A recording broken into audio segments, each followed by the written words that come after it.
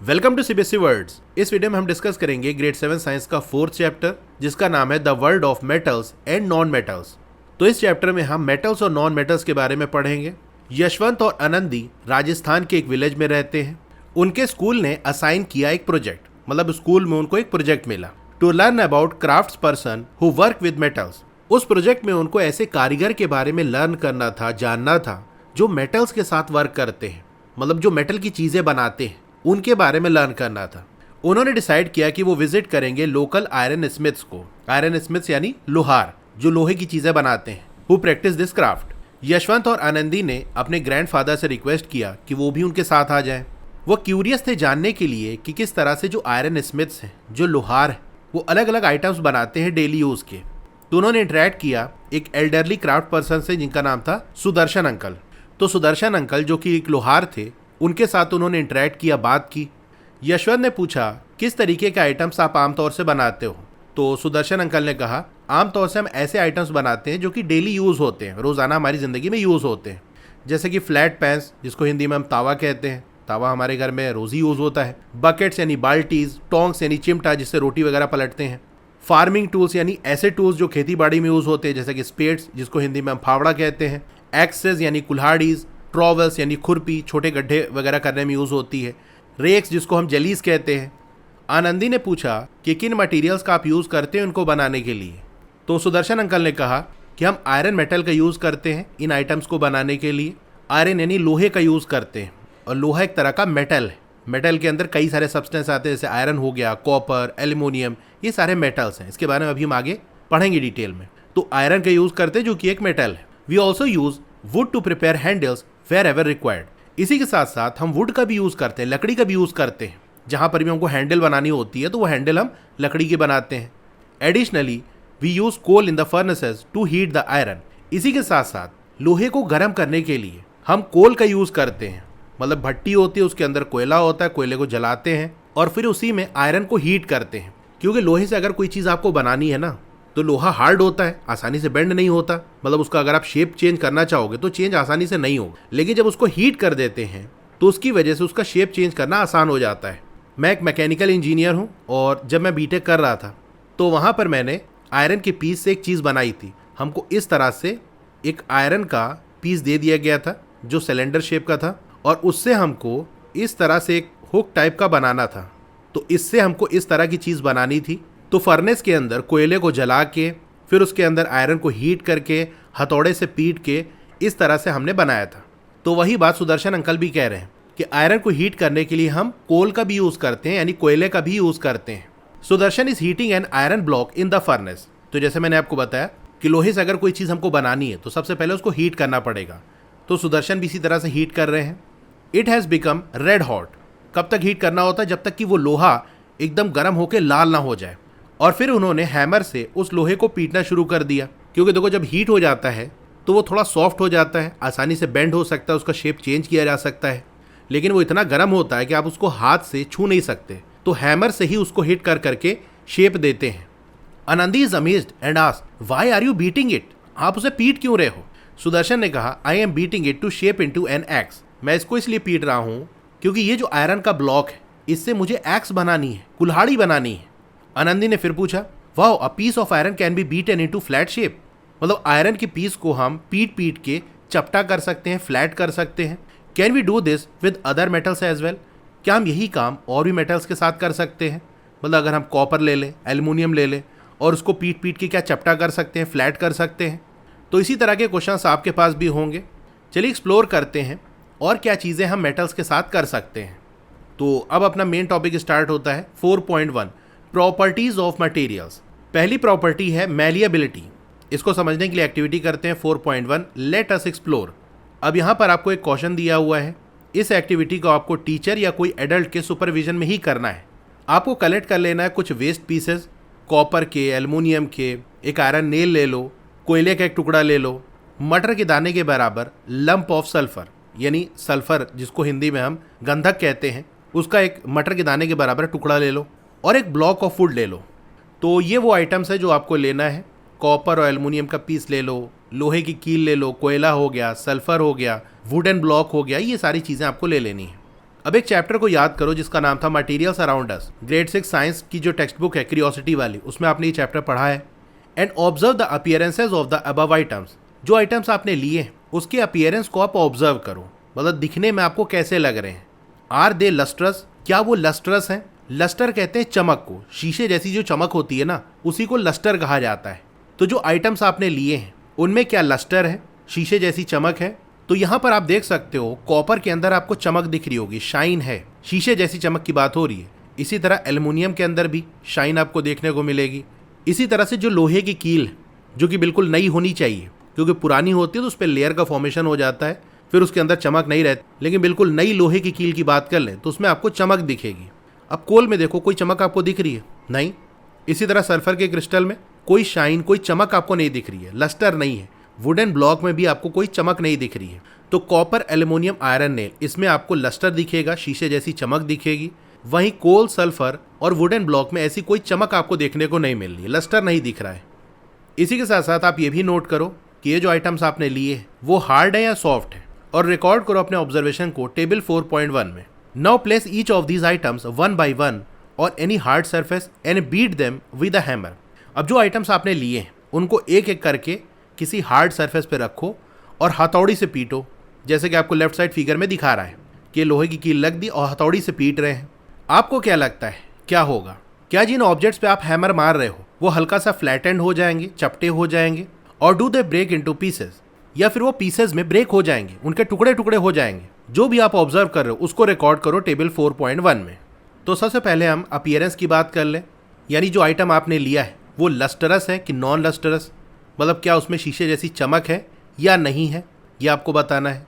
तो जैसे मैंने आपको दिखाया कॉपर, एल्युमिनियम और आयरन नेल में लस्टर होगा, चमक होगी। तो इसमें लिख देना कि ये जो मटेरियल्स हैं वो कैसे हैं? लस्ट्रस।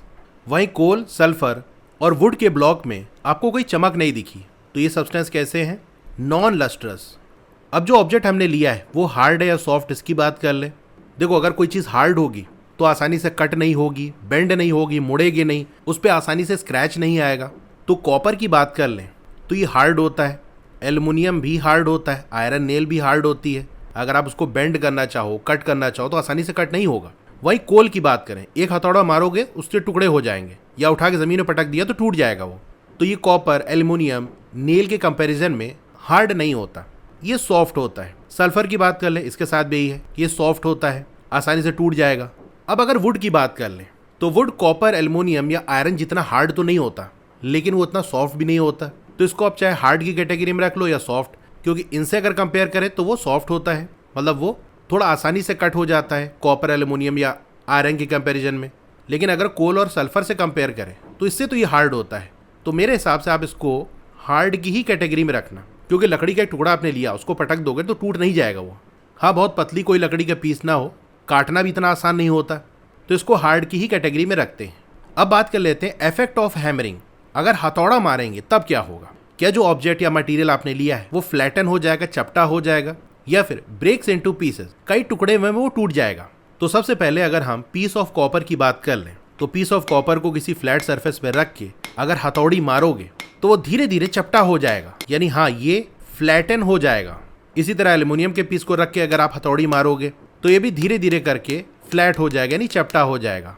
आयरन नेल के साथ भी यही है कि इस पर अगर हथौड़ा मारोगे तो ये भी फ्लैटन हो जाएगा, मतलब इतना आसान नहीं कि एक हथौड़ी मारे और वो चपटा हो गया पापड़ जैसा, ऐसा भी नहीं है। लेकिन अगर उसको हीट किया जाए और बार बार हथौड़ी मारा जाए तो आयरन नेल चपटी हो जाएगी। मतलब हमको दो ऑप्शन में से बताना है ना कि यार हथौड़ा मारने पे वो चपटा होगा या उसके टुकड़े टुकड़े हो जाएंगे।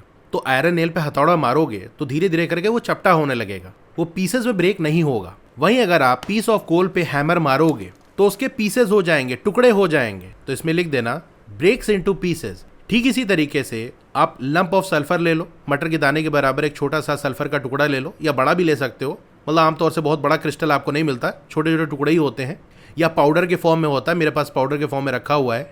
तो उस पर अगर आप हथौड़ा मारोगे तो वो भी पीसेस में ब्रेक हो जाएगा। मतलब हथौड़ा मारने पे कोल और सल्फर चपटे नहीं हो रहे हैं, बल्कि उनके टुकड़े हो जा रहे हैं। अब अगर हम ब्लॉक ऑफ वुड लेके उस पर हैमर मारें तो वो चपटा नहीं होगा, इसी के साथ साथ वो पीसेस में ब्रेक भी नहीं होगा। हो सकता है फट जाए, उसके दो टुकड़े हो जाएं, लेकिन यहाँ पर क्या बात हो रही, ब्रेक्स इनटू पीसेस, उसके कई सारे टुकड़े हो जाए, ऐसा नहीं होगा। जहां आप हैमर मार रहे हो वहां से वो फट सकता है, क्रैक हो सकता है, 2 टुकड़े हो सकते हैं, लेकिन चूर चूर नहीं होगा। ब्रेक्स इनटू पीसेस का मतलब ये है कि चूर चूर हो जाना, तो चूर चूर नहीं होगा। तो इसमें लिख देना नाइदर गेट्स फ्लैटेंड, ना ही चपटा होगा block of wood, nor breaks into pieces, ना ही उसके टुकड़े टुकड़े होंगे। एनालाइज करो टेबल 4.1 और आइडेंटिफाई करो वो ऑब्जेक्ट जो कि लस्टरस है अपीयरेंस में, यानी देखने में उनके अंदर चमक दिखती है, एंड हार्ड, इसी के साथ साथ वो हार्ड भी है। तो यहाँ पर आप देख सकते हो कॉपर, एल्युमिनियम और आयरन, ये ऐसे ऑब्जेक्ट या मटेरियल हैं जो lustrous as well as hard हैं। बाकी वुड की बात कर ले तो ये हार्ड तो है लेकिन नॉन लस्टरस है, इसके अंदर चमक नहीं होती। तो आपने ऑब्जर्व किया होगा कि वो ऑब्जेक्ट्स जो बने हैं कॉपर, एल्युमिनियम या आयरन के, वो लस्टरस हैं अपीयरेंस में और हार्ड भी हैं। Lustre shown by metals is known as metallic lustre. अब देखो जो लस्टर है ना, यानी जो चमक है, वो कई तरह की होती है। जैसे एक चमक हीरे के अंदर होती है, इसी तरह से जो सिल्क है, सिल्क के कपड़े वगैरह बनते हैं तो उनमें भी चमक होती है। आजकल मार्केट में ऐसे बहुत सारे फैब्रिक्स आ गए हैं जिनके अंदर शाइन होती है, चमक होती है। तो जो फैब्रिक्स के अंदर, कपड़े के अंदर हमको लस्टर देखने को मिलता है, जो डायमंड के अंदर हमको लस्टर देखने को मिलता है, ये सब अलग होता है उस लस्टर से जो हमको मेटल्स के अंदर देखने को मिलता है। जैसे अगर हम डायमंड और मेटल को कंपेयर करें तो डायमंड के अंदर भी चमक होती है, लेकिन डायमंड के आर पार आपको चीज़ें दिखती हैं, लाइट उसके आर पार निकल जाती है। वही मेटल्स के अंदर भी चमक होती है लेकिन मेटल के थ्रू लाइट पार नहीं होती। तो बहुत ज़्यादा इनके डिफरेंस को आपको डिटेल में नहीं पढ़ना है, हायर ग्रेड्स में इसके बारे में आएगा। अभी के लिए आपको ये समझ लेना है कि वो चमक जो मेटल्स के अंदर होती है उसको हम मेटालिक लस्टर कहते हैं। मटीरियल जैसा कि कॉपर, एल्युमिनियम और आयरन, इनको हम मेटल्स कहते हैं। वही जो कोल, सल्फर और वुड है, ये नॉन लस्टरस होते हैं, इनके अंदर चमक नहीं होती और ये मेटल जितने हार्ड नहीं होते। क्या सारे ही मेटल्स हार्ड और सॉलिड होते हैं? तो ऐसा नहीं है। कुछ मेटल्स जैसा कि सोडियम और पोटेशियम हो गया, ये सॉफ्ट होते हैं और इनको कट किया जा सकता है नाइफ से, मतलब इतने ही सॉफ्ट होते हैं कि नाइफ से भी कट हो जाते हैं। अब एक मेटल है मर्क्यूरी, जो कि पाया जाता है लिक्विड स्टेट में रूम टेम्परेचर पे। मतलब वैसे तो जो मेटल्स हैं वो रूम टेम्परेचर पे, मतलब नॉर्मल जो हमारे आसपास का टेम्परेचर होता है उस पे ये सॉलिड स्टेट में होते हैं। लेकिन मर्क्यूरी की बात कर लें तो ये एक ऐसा मेटल है जो लिक्विड स्टेट में होता है। आपने इसको देखा होगा थर्मोमीटर्स के अंदर, थर्मोमीटर में जो पतली सी एक लाइन बनती है ना, जिसको देख के हम मेज़र करते हैं भाई कहाँ तक ये लाइन पहुँच रही है, कितना टेम्परेचर है। तो वो जो पतली सी लाइन है वो मर्क्यूरी की होती है, उसके अंदर मर्क्यूरी भरा होता है। अब याद करो उस चैप्टर को जिसका नाम था temperature and it's measurement, grade 6 science जो टेक्स्ट बुक है क्यूरियोसिटी वाली, उसमें ये चीज़ आपने पढ़ी थी। अब ये बताओ वो कौन से ऑब्जेक्ट हैं जो फ्लैट हो गए जब उनको हैमर से बीट किया गया। तो आपने ऑब्जर्व किया होगा कि वो ऑब्जेक्ट जैसा कि piece of copper, iron nail और पीस ऑफ एल्युमिनियम, ये फ्लैट हो गए जब उसको हमने बीट किया हैमर से। वहीं जो दूसरे ऑब्जेक्ट्स या मटीरियल्स थे वो अलग तरीके से बिहेव किए, मतलब वो फ्लैट नहीं हुए, चपटे नहीं हुए। This property by which materials can be beaten into thin sheets is called malleability. तो ये जो प्रॉपर्टी है मटीरियल की, जिसकी वजह से उसको हम बीट के थिन शीट में बदल लेते हैं, इसी को मैलिएबिलिटी कहा जाता है। ये बहुत ही इंपॉर्टेंट डिफिनीशन है, एग्जाम में आती है कि व्हाट इज मैलिएबिलिटी। तो मटेरियल की वो प्रॉपर्टी जो उसको अलाउ करती है कि बीट करके या किसी भी तरह से उसको थिन शीट में बदल दिया जाए, पीट पीट के चपटा कर दिया जाए, पतली शीट बना दी जाए, वही प्रॉपर्टी मैलिएबिलिटी कहलाती है। आपने देखा हर मटेरियल के अंदर ये प्रॉपर्टी नहीं होती। कोल को हमने हिट किया तो उसका चूरा चूरा हो गया, वो चपटा नहीं हुआ, वो शीट में नहीं बदला। तो जिन मटेरियल्स के अंदर मैलिएबिलिटी होती है उन्हीं को पीट के हम शीट बना सकते हैं। ज़्यादातर मेटल्स के अंदर ये प्रॉपर्टी होती है। तो क्या आप कुछ एग्जांपल्स दे सकते हो मेटल शीट्स के, यानी जहाँ पर मेटल की शीट बनाई गई हो? अब बहुत सी मिठाई पे आपने देखा होगा एक सिल्वर कलर की लेयर चढ़ी होती है जिसको हम कहते हैं चांदी का वरक। तो बेसिकली क्या होता है, सिल्वर की शीट होती है जो उस मिठाई के ऊपर लगी होती है। You might have seen thin silver foil on some sweets and aluminium foil used for wrapping food items. तो सिल्वर की जो फॉयल है, पतली सी शीट है, मिठाइयों के ऊपर लगती है। इसी तरह से फूड आइटम को रैप करने के लिए, उसको पैक करने, लपेटने के लिए एल्युमिनियम फॉयल का यूज़ होता है। तो वो जो एल्युमिनियम फॉयल है वो एल्युमिनियम की बनी है जिसकी पतली सी शीट का हम यूज़ कर रहे हैं। तो पतली सी शीट इनमें क्यों बन पाती है? मैलिएबिलिटी की वजह से, क्योंकि सिल्वर के अंदर, एल्युमिनियम के अंदर, इसी तरह बहुत सारे मेटल्स के अंदर मैलिएबिलिटी की प्रॉपर्टी होती है। Gold and silver are the most malleable metals. अब गोल्ड और सिल्वर सबसे ज़्यादा मैलिएबल मेटल्स हैं, मतलब जो मैलिएबिलिटी है ना वो अलग अलग लेवल की है। बहुत सारे मेटल्स हैं जिसको आप शीट में कन्वर्ट कर सकते हो, लेकिन कितनी पतली आप शीट बना पाओगे ये उस मेटल पे डिपेंड करेगा। कुछ मेटल ऐसे होते हैं कि उनकी शीट एक लेवल तक ही पतली हो पाएगी, उससे ज़्यादा पतला करोगे तो वो नहीं हो पाएगी, फट जाएगी, ब्रेक हो जाएगी। लेकिन अगर गोल्ड और सिल्वर की बात कर लें तो इसको बहुत पतली शीट में हम बदल सकते हैं बिना ब्रेक हुए। जो मिठाई के ऊपर सिल्वर फॉइल लगी होती है, ऑब्जर्व करना कितनी पतली होती है। हर मेटल को उतना पतला आप नहीं बना सकते, उतनी पतली शीट नहीं बना सकते। तो यही बात कह रहा है कि मेटल ज़्यादातर मैलिएबल होते हैं, उनसे शीट बनाई जा सकती है, लेकिन सबसे पतली जो शीट बना सकते हो आप वो गोल्ड और सिल्वर का यूज़ करके बना सकते हो। तो गोल्ड और सिल्वर सबसे ज़्यादा मैलिएबल मेटल्स हैं।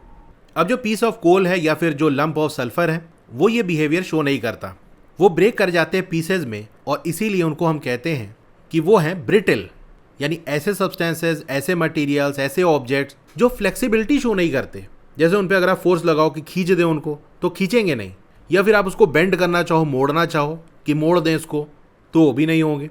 हैमर से पीट पीट के चपटा करना चाहो कि चलो इसकी शीट बना दें, वो भी नहीं होगा, मतलब टूट जाएगा लेकिन वो अपना शेप चेंज नहीं करेगा। तो ऐसे सब्सटेंसेस को, ऐसे मटेरियल, ऐसे ऑब्जेक्ट को हम ब्रिटल कहते हैं। जैसे आपका ग्लास हो गया, कांच का गिलास गिरता है तो क्या होता है, टूट जाता है ना, तो वो ब्रिटल होता है। इसी तरह जो कोल है वो टूट जाएगा लेकिन अपने शेप चेंज नहीं करेगा। सल्फर टूट जाएगा, शेप चेंज नहीं करेगा। On the other hand wood neither gets flattened into sheet nor breaks into pieces. वही हमने वुड का देखा कि ना ही वो फ्लैटन होके, चपटा होके शीट बना रहा है, ना ही वो टुकड़े टुकड़े में टूट रहा है। Therefore would is neither malleable nor brittle. इसीलिए जो वुड है वो ना ही मैलिएबल है, ना ही ब्रिटल है, ना ही उससे शीट बना सकते हैं, ना ही उसके कई सारे टुकड़े कर सकते हैं। Holistic lens, the impact of iron on the progress of civilisation in India. अब आयरन का क्या इम्पैक्ट रहा, क्या असर रहा भारत की सिविलाइजेशन को प्रोग्रेस करने में, आगे बढ़ने में, तरक्की करने में। चलिए इसके बारे में जानते हैं। ग्रेड 6 सोशल साइंस की जो टेक्स्ट बुक है exploring society India and beyond, वहाँ पर आपने हड़प्पास के बारे में पढ़ा है। वो ही जानते थे किस तरीके से मेटल्स जैसे कि कॉपर और गोल्ड हो गया उसका यूज़ करना है। वो इन मेटल्स का यूज़ करते थे बहुत सारे ऑब्जेक्ट्स बनाने में, बर्तन से लेके ज्वेलरी तक। However you would hardly find any evidence of Harappans using a very prominent metal iron. लेकिन आपको ऐसा कोई सबूत नहीं मिलेगा कि जो हड़प्पन्स हैं उन्होंने आयरन का यूज़ किया। मतलब कॉपर हो गया, गोल्ड हो गया, इसका तो यूज़ करते थे वो, लेकिन आयरन का उन्होंने यूज़ किया हो ऐसा हमको कोई एविडेंस नहीं मिला। मतलब उन्होंने जो ऑब्जेक्ट, जो चीज़ें बनाई थी उसको हमने जो ऑब्जर्व किया तो पता चला वो चीज़ें कॉपर की बनी है, गोल्ड की बनी है, ऐसी कोई चीज़ नहीं मिली जो लोहे की बनी हो। तो वहाँ से हमको आइडिया लग गया कि मतलब ये लोग लोहे का यूज़ नहीं कर रहे थे। अब जो आयरन है वो आज के टाइम में बहुत ज़्यादा हमको देखने को मिलता है, हर तरफ आयरन आपको दिखेगा। अब आप सोच रहे हो कि ऐसा क्यों? This is because it took a long time before iron was use in day to day activities. तो देखो ऐसा इसलिए कि एक बहुत लंबा टाइम लगा आयरन को यूज़ करने में रोज़ाना की ज़िंदगी में। मतलब पहले आयरन का यूज़ नहीं करते थे, काफ़ी टाइम के बाद आयरन का यूज़ करना स्टार्ट किया गया। However, once the use of iron gained prominence in the times that followed, it contributed significantly to the progress of civilization in India. लेकिन जब आयरन का यूज़ करना स्टार्ट किए और इसकी पॉपुलैरिटी बढ़ी, बहुत ज़्यादा इसको यूज़ किया जाने लगा, तो फिर इंडिया की जो सिविलाइजेशन है, जो सभ्यता है, उसके अंदर हमको प्रोग्रेस देखने को मिला। For instance, due to its strength, agricultural tools like plough made from iron were much superior to those used previously.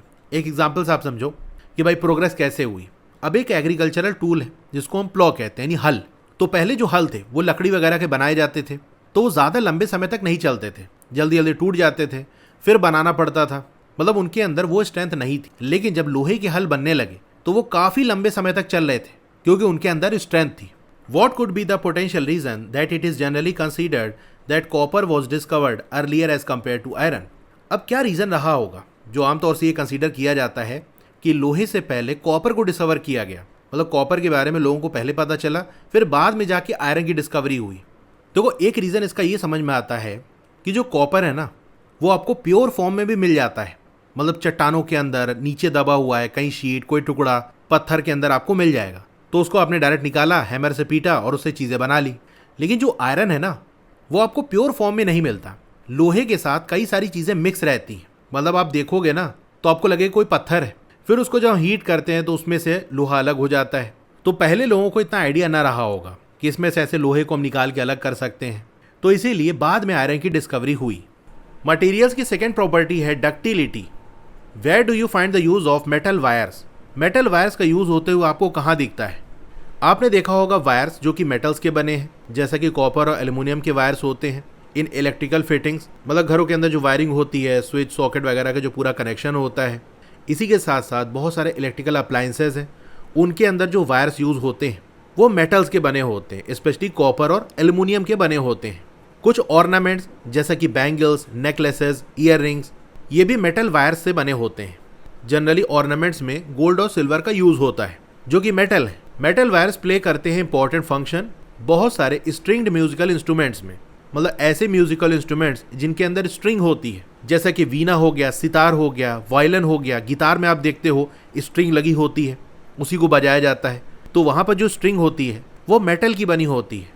The property of materials by which they can be drawn into wires is called ductility. तो material की वो property जिसकी वजह से उनको wire में हम draw कर सकते हैं, मतलब उसका तार बना सकते हैं, तो उस प्रॉपर्टी को हम डक्टिलिटी कहते हैं।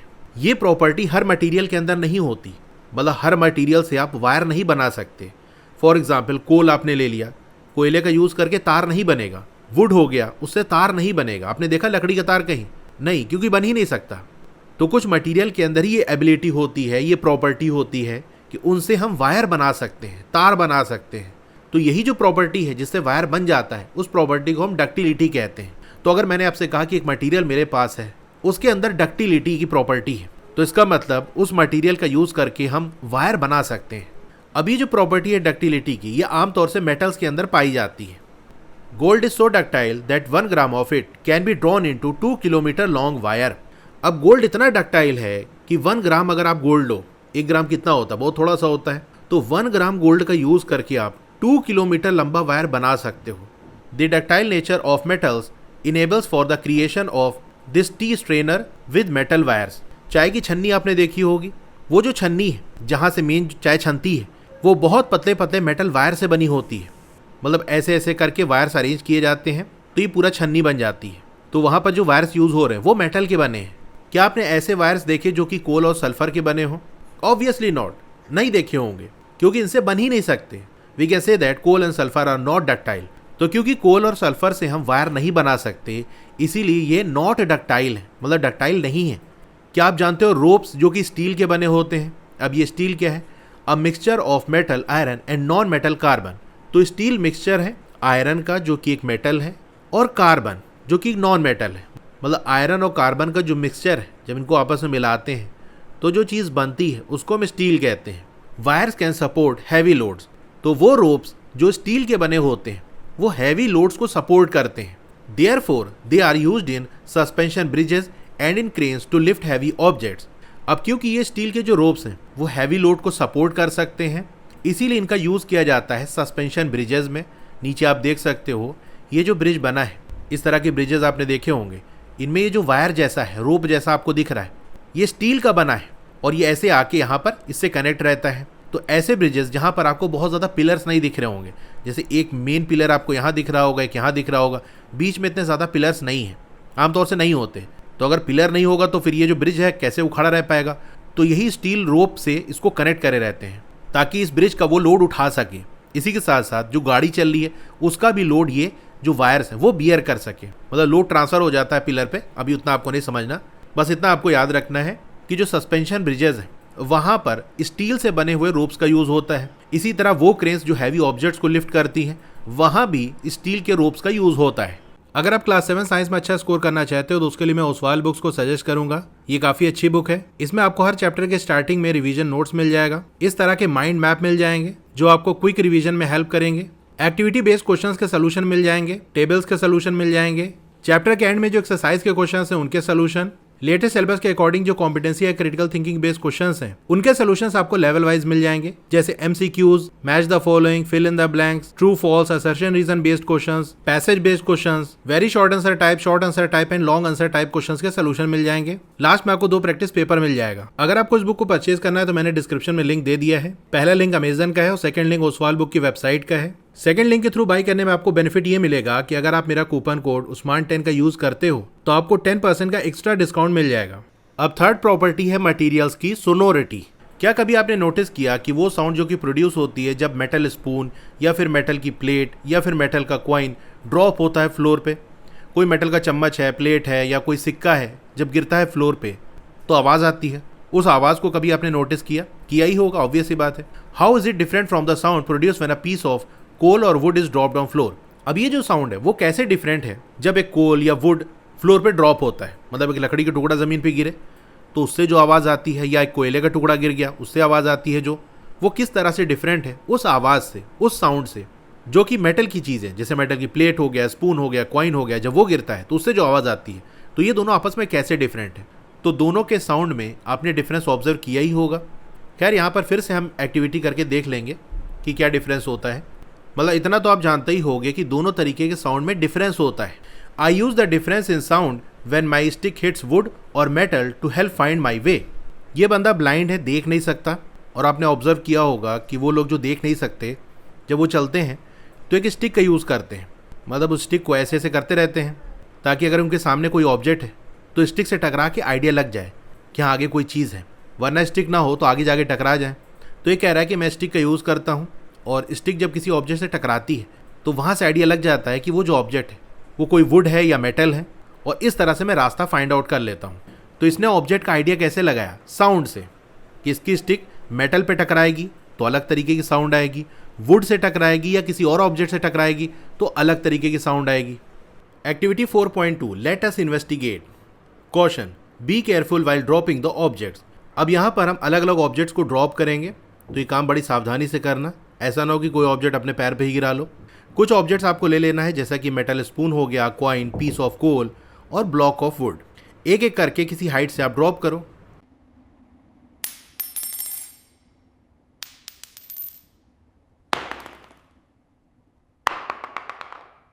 क्या आप नोटिस कर पा रहे हो कोई डिफरेंस साउंड में जो कि प्रोड्यूस कर रहे हैं ये ऑब्जेक्ट? मतलब गिरेगा तो आवाज़ आएगी, उस आवाज़ में कोई डिफरेंस क्या आपको ऑब्जर्व हो रहा है? तो आपने ऑब्जर्व किया होगा कि जो मेटल स्पून है और मेटल कॉइन ये प्रोड्यूस कर रहे हैं रिंगिंग साउंड, घंटी जैसी आवाज़ आती है, मतलब शार्प सी आवाज़ होती है, क्लियर होती है, थोड़ी देर तक वो आवाज़ रहती है, मतलब हल्का सा वो गूंजती है। वहीं अगर कोल और वुड की बात कर लें तो ये डल साउंड्स प्रोड्यूस करते हैं, मतलब इनके गिरने से भी आवाज़ आती है, लेकिन ये आवाज़ उतनी शार्प नहीं होती, उतनी क्लियर नहीं होती, और ये गूंजती नहीं, थोड़ी देर तक रहती नहीं, बस जैसे ही कांटेक्ट होगा, जैसे ही वो टकराएंगे उसी समय साउंड प्रोड्यूस होगी और तुरंत खत्म हो जाएगी। This property of metals that enables them to produce ringing sound is called sonority. तो ये जो प्रॉपर्टी होती है मेटल्स के अंदर जिसकी वजह से वो रिंगिंग साउंड प्रोड्यूस करते हैं, इसी को सोनोरिटी कहते हैं। And metals are said to be sonorous in nature. अब क्योंकि मेटल्स के अंदर ये प्रॉपर्टी होती है कि वो रिंगिंग साउंड प्रोड्यूस करते हैं, मतलब उनके अंदर सोनोरिटी होती है, इसीलिए मेटल्स को कहा जाता है कि यह सोनोरस है नेचर में। मतलब प्रॉपर्टी का नाम है सोनोरिटी, और जिसके अंदर सोनोरिटी होगा उसका ये नेचर सोनोरस कहलाएगा। इसको आप ऐसे समझ सकते हो कि किसी के अंदर हैप्पीनेस होगी, खुशी होगी, तो वो क्या होगा, हैप्पी होगा। जिसके अंदर हैप्पीनेस होगी वो हैप्पी होगा, तो जिसके अंदर सोनोरिटी होगी उसका नेचर सोनोरस होगा। सिंपल बात। Oh, the ringing sound of my ghungroos is also due to the sonority of metals.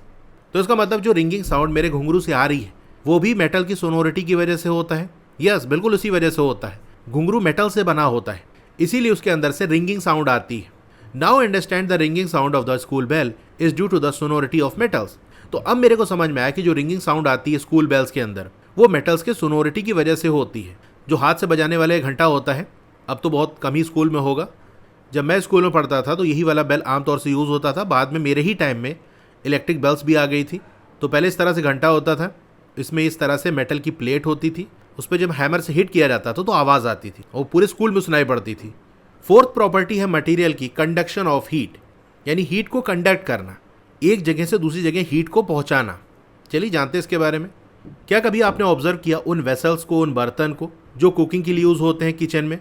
तो अगर आपने ऑब्जर्व किया होगा तो ये चीज़ नोटिस की होगी कि वो जो वेसल्स हैं जिनको हीटिंग के लिए हम यूज़ करते हैं, मतलब जिनमें रख के खाना बनाते हैं, खाना कैसे बनता है, हीट करके बनता है ना, तो वो जो वेसल्स हैं वो मेटल्स के बने होते हैं। आमतौर से लोहे की कढ़ाई वगैरह यूज़ होती है, तावा वगैरह जो होता है लोहे का बना होता है। Can you name some metals that are used for making cooking vessels? क्या आप नाम बता सकते हो कुछ मेटल्स का जिनका इस्तेमाल होता है कुकिंग वेसल्स बनाने में, खाने के बर्तन बनाने में? तो कुकिंग वेसल्स बनाने के लिए आयरन का काफ़ी ज़्यादा यूज़ होता है, लोहे की कढ़ाई हो गई, तवा हो गया। इसी तरह से एल्युमिनियम का यूज़ होता है, कॉपर का भी यूज़ होता है, लेकिन वो ज़्यादा यूज़ नहीं होता, बहुत से फूड के साथ वो रिएक्ट कर सकता है, इसीलिए उतना ज़्यादा यूज़ नहीं होता। तो ये दोनों आप लिख सकते हो, आयरन और aluminium. Do you know why these metals are used for this purpose? क्या आप जानते हो इन मेटल्स का यूज़ इस पर्पज़ के लिए क्यों किया जाता है? मतलब इसी में ही खाना क्यों बनाया जाता है? कोई और चीज़ ले लें, लकड़ी का बर्तन ले लें, चलिए फाइंड आउट करते हैं। तो चलिए एक्टिविटी 4.3 करते हैं, लेट अस इन्वेस्टिगेट। यहाँ से चीज़ आपको समझ में आएगी कि हम मेटल का यूज़ क्यों करते हैं कुकिंग वेसल्स बनाने के लिए। अब यहाँ पर सबसे पहले आपको क्वेश्चन दिया हुआ है, इस एक्टिविटी को आपको परफॉर्म करना है under the supervision of your teacher और एन एडल्ट। टीचर या कोई एडल्ट प्रेजेंट हो, उसी के सुपरविजन में ही आपको ये एक्टिविटी करनी है, क्योंकि यहाँ पर हॉट वाटर के साथ हम काम करने वाले हैं, यानी हॉट वाटर को हैंडल करने वाले हैं। एक कांच का गिलास टेबल पर रख दो, उसको हॉट वाटर से फिल कर लो। एक मेटल का स्पून और एक वुडन स्पून, यानी एक लकड़ी का स्पून जिसका साइज़ ऑलमोस्ट सेम हो और थिकनेस भी ऑलमोस्ट सेम हो, ऐसा आपको ले लेना है। एक मेटल का और एक वुडन का स्पून इमर्स कर दो, डुबा दो दोनों ही स्पून को साइमल्टेनियसली, एक ही साथ, इनटू हॉट वाटर। मतलब एक साथ दोनों स्पून को उस हॉट वाटर के अंदर आप डाल दो, जैसा आपको फिगर 4.3 में शो कर रहा है। तो ये कांच का गिलास है, उसके अंदर गर्म पानी है, ये मेटल स्पून है, ये वुडन स्पून है, दोनों का साइज ऑलमोस्ट सेम है, थिकनेस ऑलमोस्ट सेम है, मतलब दोनों स्पून एक ही जैसे दिख रहे हैं, बस मटेरियल अलग है। एक मेटल का बना है, एक वुड का बना है। एक ही साथ उसको पानी में हमने डिबो दिया and leave them undisturb for a few minute. कुछ मिनट के लिए उसको बिना डिस्टर्ब किए ऐसे ही छोड़ दो। Now carefully touch the upper end of the spoon. अब सावधानी से दोनों स्पून का जो अपर एंड है, मतलब ये जो ऊपर वाला हिस्सा है दोनों स्पून का, इसको आपको टच करना है। अब यहाँ पर आपको कुछ डिस्कशन पॉइंट्स दिए हैं। पहला पॉइंट है which of the spoons get hotter. कौन सा स्पून गर्म हो गया, कैसे पता चलेगा? दोनों स्पून का अपर वाले पार्ट को हम टच कर रहे हैं, तो जहाँ पर टच करने पे गर्म फील होगा मतलब वो स्पून गर्म हो गया, और जहाँ ऊपर टच करने पे हॉट हमको फील नहीं हो रहा है मतलब वो स्पून गर्म नहीं हुआ। तो जब मेटल स्पून के अपर एंड को आप टच करोगे तो वो हॉट फील होगा, मतलब मेटल वाला स्पून गर्म हो गया। वहीं वुडन स्पून का जब अपर एंड को टच करोगे तो वो हॉट फील नहीं होगा, मतलब लकड़ी वाला जो चम्मच था वो गर्म नहीं हुआ। तो कौन सा स्पून हॉटर हो गया? Metal spoon. What does this experiment tell us about the heat transfer along the two spoons. अभी जो एक्सपेरिमेंट है वो दोनों स्पून के अलॉन्ग हीट के ट्रांसफर के बारे में हमको क्या बताता है? तो पहली चीज़ आपको ये नोटिस होगी कि जो मेटल का स्पून है वो ज़्यादा गर्म है दैन द वुडन स्पून। लकड़ी के स्पून से ज़्यादा गर्म आपको मेटल वाला स्पून टच करने पे फील होगा। लेकिन दोनों ही स्पून को हमने एक ही साथ उस वाटर के अंदर डाला था, मतलब दोनों स्पून को एक ही टेम्परेचर मिल रहा था, सेम वाटर के अंदर ही दोनों स्पून को हम डाल रहे हैं और सेम टाइम पे उसी टाइम पे दोनों को डाल रहे हैं। तो ऐसा भी नहीं कि मेटल वाला स्पून पहले हमने डाल दिया था तो वो गर्म हो गया, दोनों को एक साथ डाला और दोनों सेम वाटर के अंदर डाला था, मतलब दोनों को सेम टेम्परेचर भी मिला। This shows that the heat transfers through the metal spoon making it hotter. अब इससे ये बात समझ में आती है कि हीट का ट्रांसफर हुआ है मेटल के स्पून के थ्रू, उसी वजह से वो गर्म हो गया है। In contrast the wooden spoon transverse the heat poorly. वहीं अगर हम वुडन स्पून की बात कर लें तो वहाँ पर हीट का ट्रांसफ़र बहुत पुअर तरीके से हुआ है, मतलब बहुत कम, ना के बराबर हीट का ट्रांसफ़र हुआ है। मतलब यहाँ पर इस फिगर में देखो, वाटर में जो हीट प्रेजेंट थी वो इस स्पून में गई, फिर स्पून से ये ऊपर की तरफ मूव करी, मतलब कंडक्ट की, मूव करके यहाँ ऊपर तक पहुँच गई और पूरा स्पून गर्म हो गया। इसीलिए जब हमने मेटल स्पून को ऊपर टच किया तो हमको हॉट फील हुआ। वहीं वुडन स्पून में हीट ज़्यादा ऊपर मूव नहीं कर पाई, बहुत धीरे धीरे कंडक्ट की, ना के बराबर ऊपर तक पहुंची, तो बहुत हल्का, ना के बराबर जो वुडन स्पून है वो गर्म हुआ। तो मतलब मेटल के स्पून ने हीट को कंडक्ट करा दिया, मूव करा दिया, एक पॉइंट से दूसरे पॉइंट या एक जगह से दूसरी जगह पहुंचा दिया। वहीं वुडन स्पून में हीट का ट्रांसफ़र बहुत बुरी तरीके से हुआ, ना के बराबर, बहुत थोड़ी सी हीट मूव करी, एक पॉइंट से दूसरे पॉइंट में गई। In such cases the transfer of heat from one point to another of a material is called conduction. तो ये जो ट्रांसफ़र होता है हीट का एक पॉइंट से दूसरे पॉइंट में मटेरियल के, उसको हम कंडक्शन कहते हैं। तो जैसे मान लो ये मेरे पास आयरन का एक पीस है, लोहे का एक टुकड़ा है, इस कॉर्नर पे हमने इसको हीट किया, यहाँ पर आग जला दी, तो क्या होगा? जो पार्ट इस आयरन पीस के कांटेक्ट में होगा वो गर्म होगा, यहाँ पर ये हीट हो जाएगा। लेकिन आयरन के अंदर ये प्रॉपर्टी होती है कि वो हीट को कंडक्ट कर देता है, मतलब इधर लेफ्ट साइड से, लेफ्ट वाले पॉइंट से हीट मूव कर जाएगी, ट्रांसफ़र हो जाएगी इधर की तरफ, तो कुछ टाइम के बाद हीट यहाँ तक पहुँच जाएगी। मतलब यहाँ अगर आप टच करोगे ना तो आपको हॉट फील होगा, लेकिन हीट तो हम लेफ्ट साइड कर रहे थे, मतलब हीट मूव करी है, हीट कंडक्ट हुई है, एक जगह से दूसरी जगह गई है। तो यही जो ट्रांसफ़र होता है हीट का one point to another, material के बाहर हीट नहीं जा रही है, मतलब जाएगी, लेकिन वो एक अलग केस होता है। अभी हम कंडक्शन की बात कर रहे हैं ना, तो कंडक्शन में क्या होता है, मटीरियल के अंदर ही एक तरह से दूसरी तरफ हीट जाती है, तो इसी को हम कंडक्शन कहते हैं। और वो मटेरियल्स जो ट्रांसफ़र करते हैं हीट को, उसको हम कंडक्टर्स कहते हैं। अब एक्टिविटी से जो ऑब्जर्वेशंस हमको हुए उससे हम कह सकते हैं कि जो मेटल्स हैं वो गुड कंडक्टर्स होते हैं हीट के, वहीं जो वुड है वो पुअर कंडक्टर होता है हीट का। तो अब हम समझ सकते हैं कि क्यों ज़्यादातर मेटल के वेसल्स का यूज़ किया जाता है कुकिंग के लिए। मतलब खाना बनाने के जो बर्तन हैं वो मेटल्स के ही क्यों होते हैं, क्योंकि जो मेटल्स हैं वो गुड कंडक्टर होते हैं हीट के। जैसे मान लो हमने एक लोहे की कढ़ाई ली, उसमें कोई चीज़ बना रहे हैं, ठीक है, कोई फूड आइटम इसके अंदर है, नीचे आग जल रही है, तो वैसे तो कढ़ाई का जो बॉटम वाला हिस्सा है, नीचे वाला हिस्सा है, वही हीट हो रहा है क्योंकि वहीं पर फायर टच कर रही है। लेकिन क्योंकि कढ़ाई लोहे की बनी है और लोहा क्या है, मेटल है, जो कि गुड कंडक्टर होते हैं हीट के, तो हीट इधर उधर पहुंच जाएगी सब जगह और यहाँ से अंदर की तरफ भी हीट आ जाएगी। तो अंदर जो फूड आइटम है वो गर्म होने लगेगा और पकने लगेगा। And their handles are made with wood or other materials that do not conduct heat. और वही जो हैंडल है वो वुड की बनाई जाती है या ऐसे मटेरियल की बनाई जाती है जो हीट को कंडक्ट नहीं करते, क्योंकि हैंडल तो हमको पकड़ना है ना। अगर हैंडल वाला पार्ट गर्म हो जाएगा तो हम जल जाएंगे। तो हम चाहते हैं कि बर्तन तो गर्म हो क्योंकि उसके अंदर फूड है, वो पकना है, लेकिन जो हैंडल उसको हमको पकड़ना है तो वो गर्म ना होने पाए। तो दोनों चीज़ का अपना यूज़ है। हमको गुड कंडक्टर वाला भी मटेरियल चाहिए, पुअर कंडक्टर वाला भी मटेरियल चाहिए। गुड कंडक्टर वाला फूड को पका देगा और पुअर कंडक्टर से हम हैंडल बना लेंगे जिससे हम ना जलने पाए उसको टच करने पे। इसके बारे में आप डिटेल में पढ़ोगे जो चैप्टर आपका आगे आने वाला है, हीट ट्रांसफर इन नेचर। उसमें मटेरियल्स की फिफ्थ प्रॉपर्टी है कंडक्शन ऑफ इलेक्ट्रिसिटी।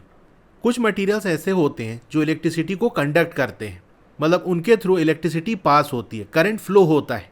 वही कुछ मटेरियल ऐसे होते हैं जो अपने थ्रू इलेक्ट्रिसिटी को पास नहीं होने देते, यानी उनके थ्रू करंट फ्लो नहीं हो पाता। तो कंडक्शन ऑफ इलेक्ट्रिसिटी मटेरियल की एक और प्रॉपर्टी है। चलिए इसके बारे में जानते हैं। क्या कभी आपने इलेक्ट्रीशियन को स्क्रू ड्राइवर का यूज़ करते हुए देखा? किस तरह के मटेरियल का यूज़ किया जाता है स्क्रू ड्राइवर के हैंडल को बनाने में? तो देखो, स्क्रू ड्राइवर का जो हैंडल है वो प्लास्टिक या फिर रबर का बना होता है। कभी कभी प्लास्टिक और उसके ऊपर रबर की कवरिंग भी कर दी जाती है। तो मेनली प्लास्टिक एंड रबर। आपने ये भी नोटिस किया होगा कि जो इलेक्ट्रीशियन है वो रबर ग्लव्स और शूज़ पहनते हैं जब वो काम कर रहे होते हैं। तो इसका क्या रीज़न है, चलिए जानते हैं इसके बारे में। तो उसके लिए हमको एक्टिविटी करनी पड़ेगी 4.4, let us design and create.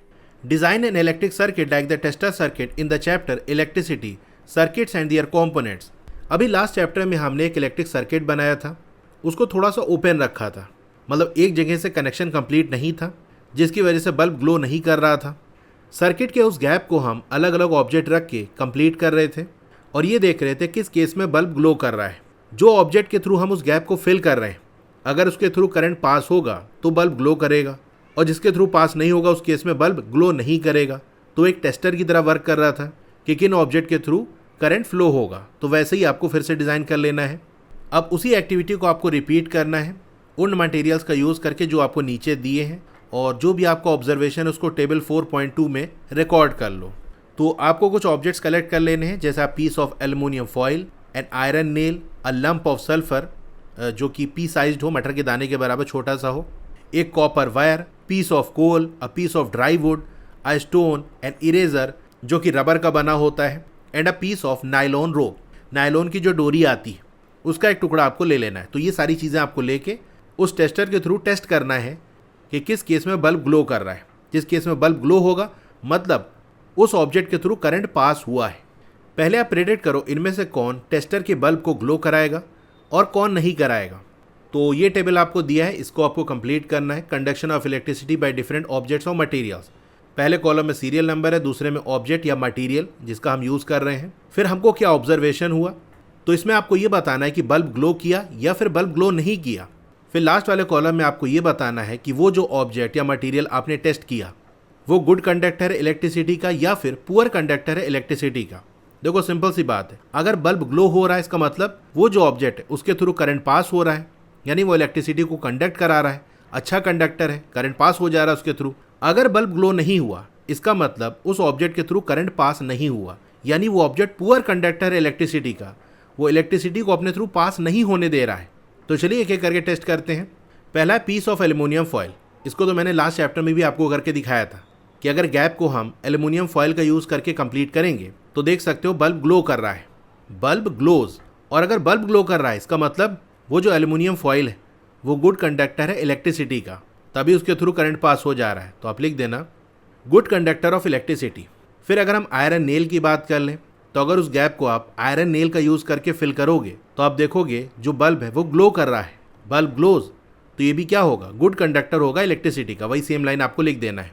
फिर थर्ड वाला है lump of sulphur P sized, जो गैप है उसको छोटे से सल्फर के टुकड़े से फिल कर दो, मतलब ब्लैक और येलो वायर के दोनों एंड्स सल्फर को टच कर रहे हो, तभी वो गैप फिल होगा, कनेक्शन कंप्लीट होगा। तो इस केस में आप देख सकते हो बल्ब ग्लो नहीं कर रहा है, तो लिख देना bulb does not glows. Bulb नहीं जलना मतलब उस सल्फर के थ्रू इलेक्ट्रिसिटी पास नहीं हो पा रही है। तो जो सल्फर है वो क्या है, पुअर कंडक्टर है इलेक्ट्रिसिटी का।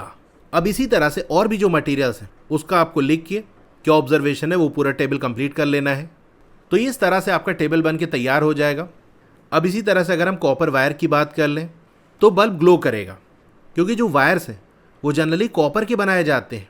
इनफैक्ट जो सर्किट मैंने पूरा बनाया है जिन वायर का यूज़ करके वो भी कॉपर वायर्स हैं। घरों के अंदर जो आपकी वायरिंग होती है, जो तार डलते हैं, वो भी जनरली कॉपर के ही होते हैं। तो कॉपर के थ्रू तो करंट पास होगा ही, और करंट पास होगा तो बल्ब ग्लो करेगा, मतलब जो कॉपर है वो गुड कंडक्टर है इलेक्ट्रिसिटी का। फिर अगर हम पीस ऑफ कोल रख दें उस गैप में तो बल्ब नहीं जलेगा, क्योंकि जो कोल है वो पुअर कंडक्टर है इलेक्ट्रिसिटी का। अब इसी तरह से अगर आप पीस ऑफ ड्राई वुड ले लो, सूखी लकड़ी का टुकड़ा ले लो, या लकड़ी की बनी कोई भी चीज़ ले लो, जैसे मैंने आपको लास्ट चैप्टर में दिखाया था कि अगर हम मैच स्टिक को रख दें, और मैच स्टिक किसकी बनी होती है, वुड की, लकड़ी की बनी होती है, तो उस केस में बल्ब नहीं जल रहा है। मतलब जो वुड है, और यहाँ पर किस वुड की बात कर रहे हैं, ड्राई वुड की बात कर रहे हैं, सूखी लकड़ी की, तो ये पुअर कंडक्टर है इलेक्ट्रिसिटी का। फिर अगर गैप में आप स्टोन रख दोगे तो भी बल्ब नहीं जलेगा, क्योंकि स्टोन भी पुअर कंडक्टर है इलेक्ट्रिसिटी का।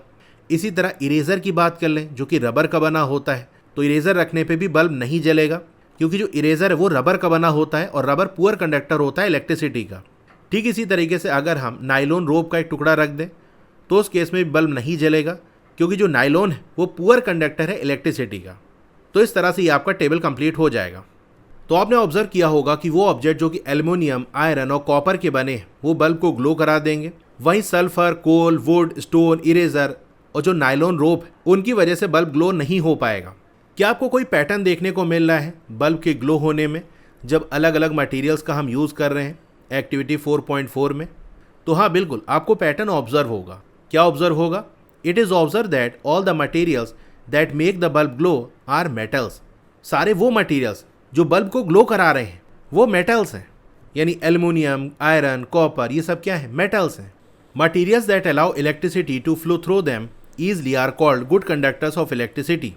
वो मटेरियल जो अपने थ्रू इलेक्ट्रिसिटी को आसानी से फ्लो होने देते हैं वो होते हैं इलेक्ट्रिसिटी के गुड कंडक्टर्स, की अच्छे कंडक्टर्स हैं। बड़ी आसानी से इलेक्ट्रिसिटी इनके थ्रू फ्लो हो जा रही है। In contrast, materials that prevent the bulb from glowing by not allowing electricity to pass through them are called poor conductors of electricity. वहीं वो मटेरियल जो बल्ब के ग्लो होने को प्रिवेंट करते हैं, रोकते हैं, कैसे? अपने थ्रू इलेक्ट्रिसिटी को पास ही नहीं होने देंगे। तो वही जब इलेक्ट्रिसिटी ही नहीं पास होगी तो बल्ब जलेगा नहीं। तो ऐसे मटेरियल जिनके थ्रू इलेक्ट्रिसिटी पास नहीं होती, जिसकी वजह से बल्ब नहीं जलता, वो कहलाते हैं पुअर कंडक्टर्स ऑफ इलेक्ट्रिसिटी। तो अब आप समझ गए होंगे कि प्लास्टिक कवरिंग क्यों होती है स्क्रू ड्राइवर्स में, मतलब स्क्रू ड्राइवर के जो हैंडल्स हैं वो प्लास्टिक के क्यों बने होते हैं। इसी तरह से रबर के जो ग्लव्स हैं उनका यूज़ क्यों किया जाता है, क्योंकि ये प्रोटेक्ट करते हैं इलेक्ट्रीशियन को इलेक्ट्रिक शॉक से, कि बिजली का झटका न लगने पाए, because these materials are poor conductors of electricity. क्योंकि ये इलेक्ट्रिसिटी के पुअर कंडक्टर्स होते हैं। तो जैसे मैं एक स्क्रू ड्राइवर अगर बनाऊँ और ये इसका पीछे हैंडल वाला पार्ट है, तो जो हैंडल है, तो अगर ये स्क्रू ड्राइवर इलेक्ट्रिसिटी के कांटेक्ट में आएगा, मान लो कोई वायर है उसके अंदर से करंट फ्लो हो रहा है, तो इस स्क्रू ड्राइवर में भी करंट आ जाएगा। लेकिन ये जो हैंडल है वो प्लास्टिक की बनी है जो कि पुअर कंडक्टर है इलेक्ट्रिसिटी का। तो जब करंट यहाँ तक जाएगा तो इसमें फ्लो नहीं हो पाएगा, मतलब इसके थ्रू पास होके जो इलेक्ट्रीशियन है जो इसको होल्ड किए हुए है उसके हाथ तक नहीं पहुँच पाएगा। तो मेटल्स के बारे में हमने क्या क्या चीज़ें देख ली। एक तो हमने ये देखा कि आमतौर से जो मेटल्स हैं वो हार्ड होते हैं, लस्टरस होते हैं, उनके अंदर चमक होती है, मैलिएबल होते हैं, मतलब उनसे पतली सी शीट बनाई जा सकती है, डक्टाइल होते हैं, मतलब उनसे हम वायर्स बना सकते हैं, तार बना सकते हैं। इसी के साथ साथ जो मेटल्स हैं वो गुड कंडक्टर्स होते हैं हीट और इलेक्ट्रिसिटी के, मतलब अपने थ्रू हीट और इलेक्ट्रिसिटी को फ्लो होने देते हैं। अब चलिए लर्न करते हैं किस तरीके से जो मेटल है वो बिहेव करते हैं एयर और वाटर की प्रेजेंस में। मतलब अगर कोई मेटल की चीज़ एयर और वाटर के कांटेक्ट में आए तब क्या होगा, किस तरह से वो बिहेव करेंगे, चलिए उसके बारे में जानते हैं। 4.2 effect of air and water on metals. यहाँ पर हम आयरन का यूज़ करेंगे कि आयरन यानी लोहे का एयर और वाटर पे क्या इफेक्ट होता है। आपने नोटिस किया होगा कि जो आयरन के ऑब्जेक्ट्स हैं, लोहे की जो चीज़ें हैं, उनमें डेवलप हो जाती है ब्राउन डिपॉजिट्स, ब्राउन कलर की एक लेयर चढ़ जाती है उनमें when left in open for a few days, जब कुछ दिन के लिए उसको हम खुले में रख देते हैं तो। In which conditions would an iron object develop brown deposits. तो क्वेश्चन ये है कि वो कौन सी कंडीशन है जिनमें आयरन का जो ऑब्जेक्ट है उस पर ब्राउन कलर की डिपॉजिट डेवलप हो जाएगी, मतलब ब्राउन कलर की लेयर चढ़ जाएगी। किस कंडीशन में? When it comes into contact with dry air only. क्या तब ब्राउन डिपॉजिट होगा जब वो सिर्फ ड्राई एयर के कांटेक्ट में आए। अब ड्राई एयर का मतलब क्या? देखो, जैसा कि आपने पढ़ा होगा, जानते होगे कि एयर के अंदर वाटर वेपर प्रेजेंट होता है, यानी वाटर भाप के शक्ल में प्रेजेंट होता है। अगर एयर में से हम उस वाटर वेपर को निकाल दें तो जो एयर हमको मिलेगी वो होगी ड्राई एयर। ये सूखी हवा है, इसके अंदर पानी नहीं है या बहुत ना के बराबर है। तो क्या जब लोहे की चीज़ ड्राई एयर के कांटेक्ट में आएगी तब ब्राउन कलर का डिपॉजिट होगा, या फिर when it comes into contact with water only, सिर्फ वाटर के कांटेक्ट में आने पे ब्राउन कलर की लेयर चढ़ेगी, या फिर when it comes into contact with both air and water, जब एयर और वाटर दोनों के कांटेक्ट में वो आयरन ऑब्जेक्ट आएगा, क्या तब ब्राउन डिपॉजिट होगा। तो चलिए इसको हम एक्टिविटी करके चेक करते हैं कि वो जो ब्राउन कलर का डिपॉजिट हमको देखने को मिलता है आयरन के ऑब्जेक्ट में, वो किसकी वजह से होता है। क्या सिर्फ एयर की वजह से होता है, या सिर्फ वाटर की वजह से होता है, या एयर और वाटर दोनों की वजह से होता है। Activity 4.5 let us experiment. चलिए एक्सपेरिमेंट करते हैं। Caution, be careful while handling iron nails. इस एक्सपेरिमेंट में हम आयरन नेल्स का यूज़ करने वाले हैं, तो आपको सावधानी से काम करना है। Take a few shining iron nails. कुछ चमकती हुई आयरन नेल्स आपको ले लेनी है, मतलब बिल्कुल नई नई आयरन नेल आप लेके आओगे तो उसमें आप देखोगे चमक है। लेकिन अगर आपके पास नई आयरन नेल्स अवेलेबल नहीं है और आप ओल्ड आयरन नेल्स का यूज़ करना चाहते हो, तो फिर आप एक काम करना, make sure to remove brown deposits from their surface by scrubbing them with the help of a small piece of sandpaper. अगर आपके पास पुरानी आयरन नेल्स हैं तो उसमें आप ये कर सकते हो ना कि उसके ऊपर जो ब्राउन कलर की डिपॉजिट है उसको सैंड पेपर का यूज़ करके स्क्रब कर लो, रगड़ के साफ़ कर लो। मतलब वो ब्राउन वाली लेयर आपको हटा लेनी है। चमकती हुई आयरन नेल हमको चाहिए, चाहे नई ले लो या पुरानी वाले को सैंड पेपर से घिस के साफ़ कर लो। Take 3 clean dry glass bottles or test tubes with tight fitting caps or stoppers. 3 glass bottles या फिर आप टेस्ट ट्यूब्स ले लो, लेकिन ध्यान रहे वो क्लीन होने चाहिए और ड्राई होने चाहिए, उनके अंदर पानी वगैरह ना हो और एकदम साफ़ सुथरे हो। तो ग्लास बॉटल्स या फिर टेस्ट ट्यूब आप ले सकते हो। अगर आप ग्लास बॉटल्स का यूज़ कर रहे हो तो उनके जो कैप्स हैं वो टाइट फिटिंग होने चाहिए, मतलब जब उनको टाइट करें तो अच्छे से वो टाइट हो जाए। और अगर आप टेस्ट ट्यूब का यूज़ कर रहे हो तो फिर आपको स्टॉपर की ज़रूरत पड़ेगी, मतलब उस टेस्ट ट्यूब को क्लोज करने के लिए स्टॉपर्स आते हैं तो वो लगाना पड़ेगा। तो यहाँ पर चलो हम ग्लास बॉटल्स का ही यूज़ कर लेते हैं। इनको लेबल कर देना है, मतलब ABC नेमिंग कर देनी है। अब 3 आयरन नेल्स आपको ले लेनी है। हर एक आयरन नेल को टाई कर दो थ्रेड से, धागे से बांध दो। एक आयरन नेल और कुछ silica gel glass bottle A के अंदर डाल दो। कैप को टाइट कर दो, या स्टॉपर का यूज़ करो तो स्टॉपर लगा दो, जैसा आपको फिगर 4.4A में दिया हुआ है। तो यहाँ A वाली फिगर में देख सकते हो, धागे से बांध के आयरन नेल को हमने बॉटल के अंदर डाल दिया। नीचे कुछ सिलिका जेल हमने डाल दिया। अब आप सोच रहे होगे सिलिका जेल का हम यूज़ क्यों कर रहे हैं। तो देखो, जो सिलिका जेल है ना वो एयर को ड्राई बना देता है, क्योंकि इसके अंदर ये एबिलिटी होती है कि वो मॉइस्चर को एब्जॉर्ब कर लेता है। मतलब एयर के अंदर जो वाटर वेपर वगैरह प्रेजेंट है उसको ये एब्जॉर्ब कर लेगा और एयर को ड्राई बना देता है। It is the substance that is used in small pouches in some medicine bottles, water bottles, shoe boxes etcetera to keep them dry. आपने देखा होगा जो मेडिसिन की बॉटल्स है या वाटर बॉटल्स हो गया, शू के बॉक्सेज हैं, उनके अंदर पाउच में कोई चीज़ रखी होती है तो वो सिलिका जेल ही होता है। उसको इसीलिए डाला जाता है कि वो मॉइस्चर को एब्जॉर्ब कर ले और वो जो ऑब्जेक्ट है वो सूखा रहे, गीला ना होने पाए। एक आयरन नेल को प्लेस कर दो ग्लास बॉटल B में। Pour freshly boiled and cooled water. इसमें वाटर भी डाल दो, लेकिन ये वाटर कैसा होना चाहिए, जिसको अभी अभी बॉयल करके ठंडा किया गया हो। अब बॉयल करके ठंडा करके ये वाटर हम क्यों ले रहे हैं? To remove dissolve gases. क्योंकि देखो वाटर के अंदर गैसेज डिजॉल्व रहती है और हम चाहते हैं कि वो जो नेल है ना वो सिर्फ वाटर के ही कांटेक्ट में रहे। उसके लिए वाटर के अंदर प्रेजेंट जो ऑलरेडी डिजॉल्व गैसेज हैं उसको रिमूव करना होगा। तो उसका तरीका ये होता है कि हम वाटर को हीट कर दें। जब वाटर को हीट करेंगे तो जो गैसेज हैं वो एस्केप कर जाएंगी, निकल जाएंगी। तो इसीलिए हम बॉयल कर रहे हैं। उसके बाद फिर उसको ठंडा कर लेंगे, क्योंकि हमको वार्म वाटर नहीं चाहिए, हमको नॉर्मल वाटर ही चाहिए। Into it until the iron nail is completely dipped in it. अब वाटर इस लेवल तक भरना है जिससे कि जो आयरन नेल है वो पूरी तरह से पानी में डूबी रहे। ये बी वाली फिगर में देखो, वाटर का लेवल यहाँ तक है, आयरन नेल इसी के अंदर पूरी तरह से डूबी हुई है। Now pour some oil to form a layer over the surface of water. अब थोड़ा सा ऑयल आपको डाल देना है उसी वाटर के ऊपर ताकि ऑयल की एक लेयर बन जाए वाटर के ऊपर। यहाँ इमेज में देख सकते हो ये इतनी पतली सी ऑयल की लेयर बन चुकी है। अब क्योंकि ऑयल और वाटर आपस में मिक्स नहीं होते तो ऑयल ऊपर की तरफ एक लेयर बना लेगा। अब इससे क्या होगा, the layer of oil on the surface of the water prevents the air from dissolving in water. अब ऑयल हम इसलिए डाल रहे हैं क्योंकि ऑयल की जो लेयर है ना वो एयर को रोकेगी वाटर में डिसॉल्व होने से। मतलब यहाँ पर बाहर जो एयर प्रेजेंट है वो फिर से इस वाटर के अंदर आके डिसॉल्व हो जाएगी। हमने बॉयल करके एयर को रिमूव कर दिया था, हम नहीं चाहते कि फिर से एयर आ जाए, तो इसीलिए हमने ऑयल डाल दिया। Cap the glass bottle tightly, tight से उसका जो कैप है बॉटल का वो बंद कर दो। अब एक आयरन नेल आपको ग्लास बॉटल सी के अंदर डाल देना है। इसमें कुछ वाटर आपको डाल देना है, इसको बॉयल वगैरह करने की जरूरत नहीं, नॉर्मल उठाया वाटर डाल दिया। इस तरह से कि जो आयरन नेल है वो पार्शली डिप्ड रहे, पूरी तरह से जो आयरन नेल है वो पानी में डूबी ना रहे। जैसे कि आप सी में देख सकते हो वाटर का लेवल ये है, कुछ पार्ट नेल का वाटर के अंदर है और कुछ पार्ट नेल का वाटर से बाहर है। तो इस तरीके से आपको पानी डालना है। अब इस ग्लास बॉटल को आपको अनस्टॉपर्ड रखना है, मतलब स्टॉपर नहीं लगाना है, या ढक्कन है तो ढक्कन नहीं लगाना है।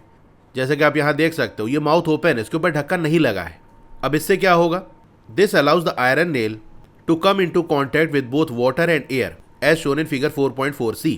तो इससे ये होगा ना कि जो आयरन नेल है वो दोनों चीज़ों के कांटेक्ट में रहेगा। एक पार्ट उसका वाटर में डिप्ड है तो वाटर के भी कांटेक्ट में है, एक पार्ट बाहर निकला हुआ है, ढक्कन भी खुला है, एयर आ रही है अंदर तो एयर के कांटेक्ट में है। अब सारी ही ग्लास बॉटल्स को प्लेस कर देना है बिना डिस्टर्ब किए ऐसी जगह पर जहाँ पर रूम टेम्परेचर हो, मतलब उठा के फ्रिज में ना रख देना, बाहर ही ऐसे रखना है रूम टेम्परेचर पे। और ऑब्जर्व करो कि क्या चेंज होता है 8 से 10 दिन तक। अब जो भी आपका ऑब्जर्वेशन हो रहा है उसको आप टेबल 4.3 में रिकॉर्ड कर लो। तो पहले वाले ग्लास बॉटल के अंदर हमने आयरन नेल को डाल के सिलिका जेल डाल दिया। ये जो सिलिका जेल है वो यहाँ पर प्रेजेंट एयर के अंदर जो मॉइस्चर है, यानी जो वाटर प्रेजेंट है इसके अंदर वेपर के फॉर्म में, उसको एब्जॉर्ब कर लेगा। तो यहाँ की जो एयर है वो ड्राई हो जाएगी। इस तरह से जो आयरन नेल है वो सिर्फ एयर के कॉन्टैक्ट में रहेगा। सेकेंड वाले ग्लास बॉटल में हमने क्या किया, आयरन नेल को डाला, वाटर को बॉयल करके कूल करके इसमें डाल दिया, इस तरह से कि आयरन नेल पूरी तरह से वाटर के अंदर डूबी रहे। फिर उसके ऊपर थोड़ा सा ऑयल डाल दिया ताकि एक लेयर बन जाए जिससे कि और एयर आके इसके अंदर डिजॉल्व ना होने पाए। और इस तरह से ये वाली जो आयरन नेल है वो सिर्फ वाटर के कांटेक्ट में रहे, एयर के कांटेक्ट में ना रहे। और लास्ट वाले ग्लास बॉटल के अंदर हमने आयरन नेल को डाला, थोड़ा सा पानी डाल दिया ताकि एक पोर्शन आयरन नेल का इस वाटर में डिप्ड रहे और बाकी पोर्शन बाहर रहे, यानी एयर के कांटेक्ट में रहे। अब ढक्कन खुला है तो एयर भी आ सकती है, नीचे वाटर है, तो ये जो आयरन नेल है वो एयर और वाटर दोनों के कांटेक्ट में है। अभी आप देख सकते हो तीनों जो आयरन नेल है वो बिल्कुल नई है, इसमें शाइन चमक आपको दिख रही होगी। इसको आप ऐसे ही रख दोगे अगर रूम टेम्परेचर पे और ऑब्जर्व करोगे 8 से 10 दिन तक, तो पहली दो आयरन नेल के अंदर आपको कोई चेंज ऑब्जर्व नहीं होगा। लेकिन लास्ट वाली जो एयर और वाटर दोनों के कांटेक्ट में है उसमें आपको धीरे धीरे चेंज होता हुआ दिखेगा। वो चेंज क्या होगा, इसके ऊपर ब्राउन कलर की एक लेयर चढ़ जाएगी। तो 8 से 10 दिन के बाद इस तरह से कुछ आपको देखने को मिलेगा कि इसके ऊपर ब्राउन कलर की एक लेयर चढ़ चुकी है। पहले कॉलम में ग्लास बॉटल का नाम दिया है, ए बी सी, किस बॉटल की बात कर रहे हैं। फिर इस बॉटल के अंदर क्या कंडीशंस थी उसकी बात कर लें, यानी क्या उस बॉटल के अंदर वाटर प्रेजेंट था, यस और नो में आंसर देना है। क्या उसमें एयर प्रेजेंट थी, यस या नो। फिर आपको क्या ऑब्जर्व हुआ, यानी क्या वहाँ पर आपको आयरन नेल में ब्राउन कलर का डिपॉजिट देखने को मिला या फिर कोई चेंज नहीं देखने को मिला। जैसे आयरन नेल पहले थी 8 से 10 दिन के बाद भी वैसे ही है। तो ए वाली ग्लास बॉटल के अंदर वाटर प्रेजेंट नहीं था क्योंकि जस्ट हमने आयरन नेल डाली थी और सिलिका जेल डाल दिया था ताकि वो मॉइस्चर को एब्जॉर्ब कर लें, यानी थोड़ा बहुत कुछ जो भी एयर के अंदर भी वाटर प्रेजेंट है वो भी ना रहे, बिल्कुल ड्राई एयर हो। क्या एयर प्रेजेंट थी, यस बिल्कुल प्रेजेंट थी। हमने क्या देखा कि कोई भी ब्राउन डिपॉजिट नहीं हुआ, नो ब्राउन डिपॉजिट। बी वाले में क्या वाटर प्रेजेंट था, हाँ बिल्कुल वाटर हमने डाला था, पूरी तरह से जो आयरन नेल है वो वाटर में डूबी हुई थी, यस।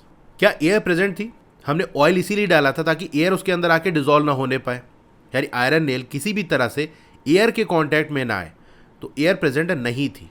क्या ऑब्जर्व हुआ, वहाँ भी हमने देखा कि कोई भी ब्राउन डिपॉजिट नहीं हुआ, जैसे आयरन नेल पहले थी वैसे ही है। फिर सी वाले में हमने दोनों कंडीशन दी थी, जो आयरन नेल है उसका कुछ पार्ट वाटर के अंदर डूबा हुआ था और बाकी पार्ट बाहर था। ढक्कन खुला था तो एयर भी आ रही थी, तो वाटर प्रेजेंट था, यस। एयर प्रेजेंट है, यस। और हमने देखा कि जो आयरन नेल है उस पर ब्राउन कलर का डिपॉजिट हो गया है, brown deposit on iron nail. अब इस एक्सपेरिमेंट से आप क्या कंक्लूड कर सकते हो? तो हमने ये ऑब्जर्व किया था कि ग्लास बॉटल ए और बी के अंदर जो आयरन नेल्स है उन्होंने कोई भी ब्राउन डिपॉजिट को शो नहीं किया। अब ये ऑब्जर्वेशन क्या इंडिकेट करता है?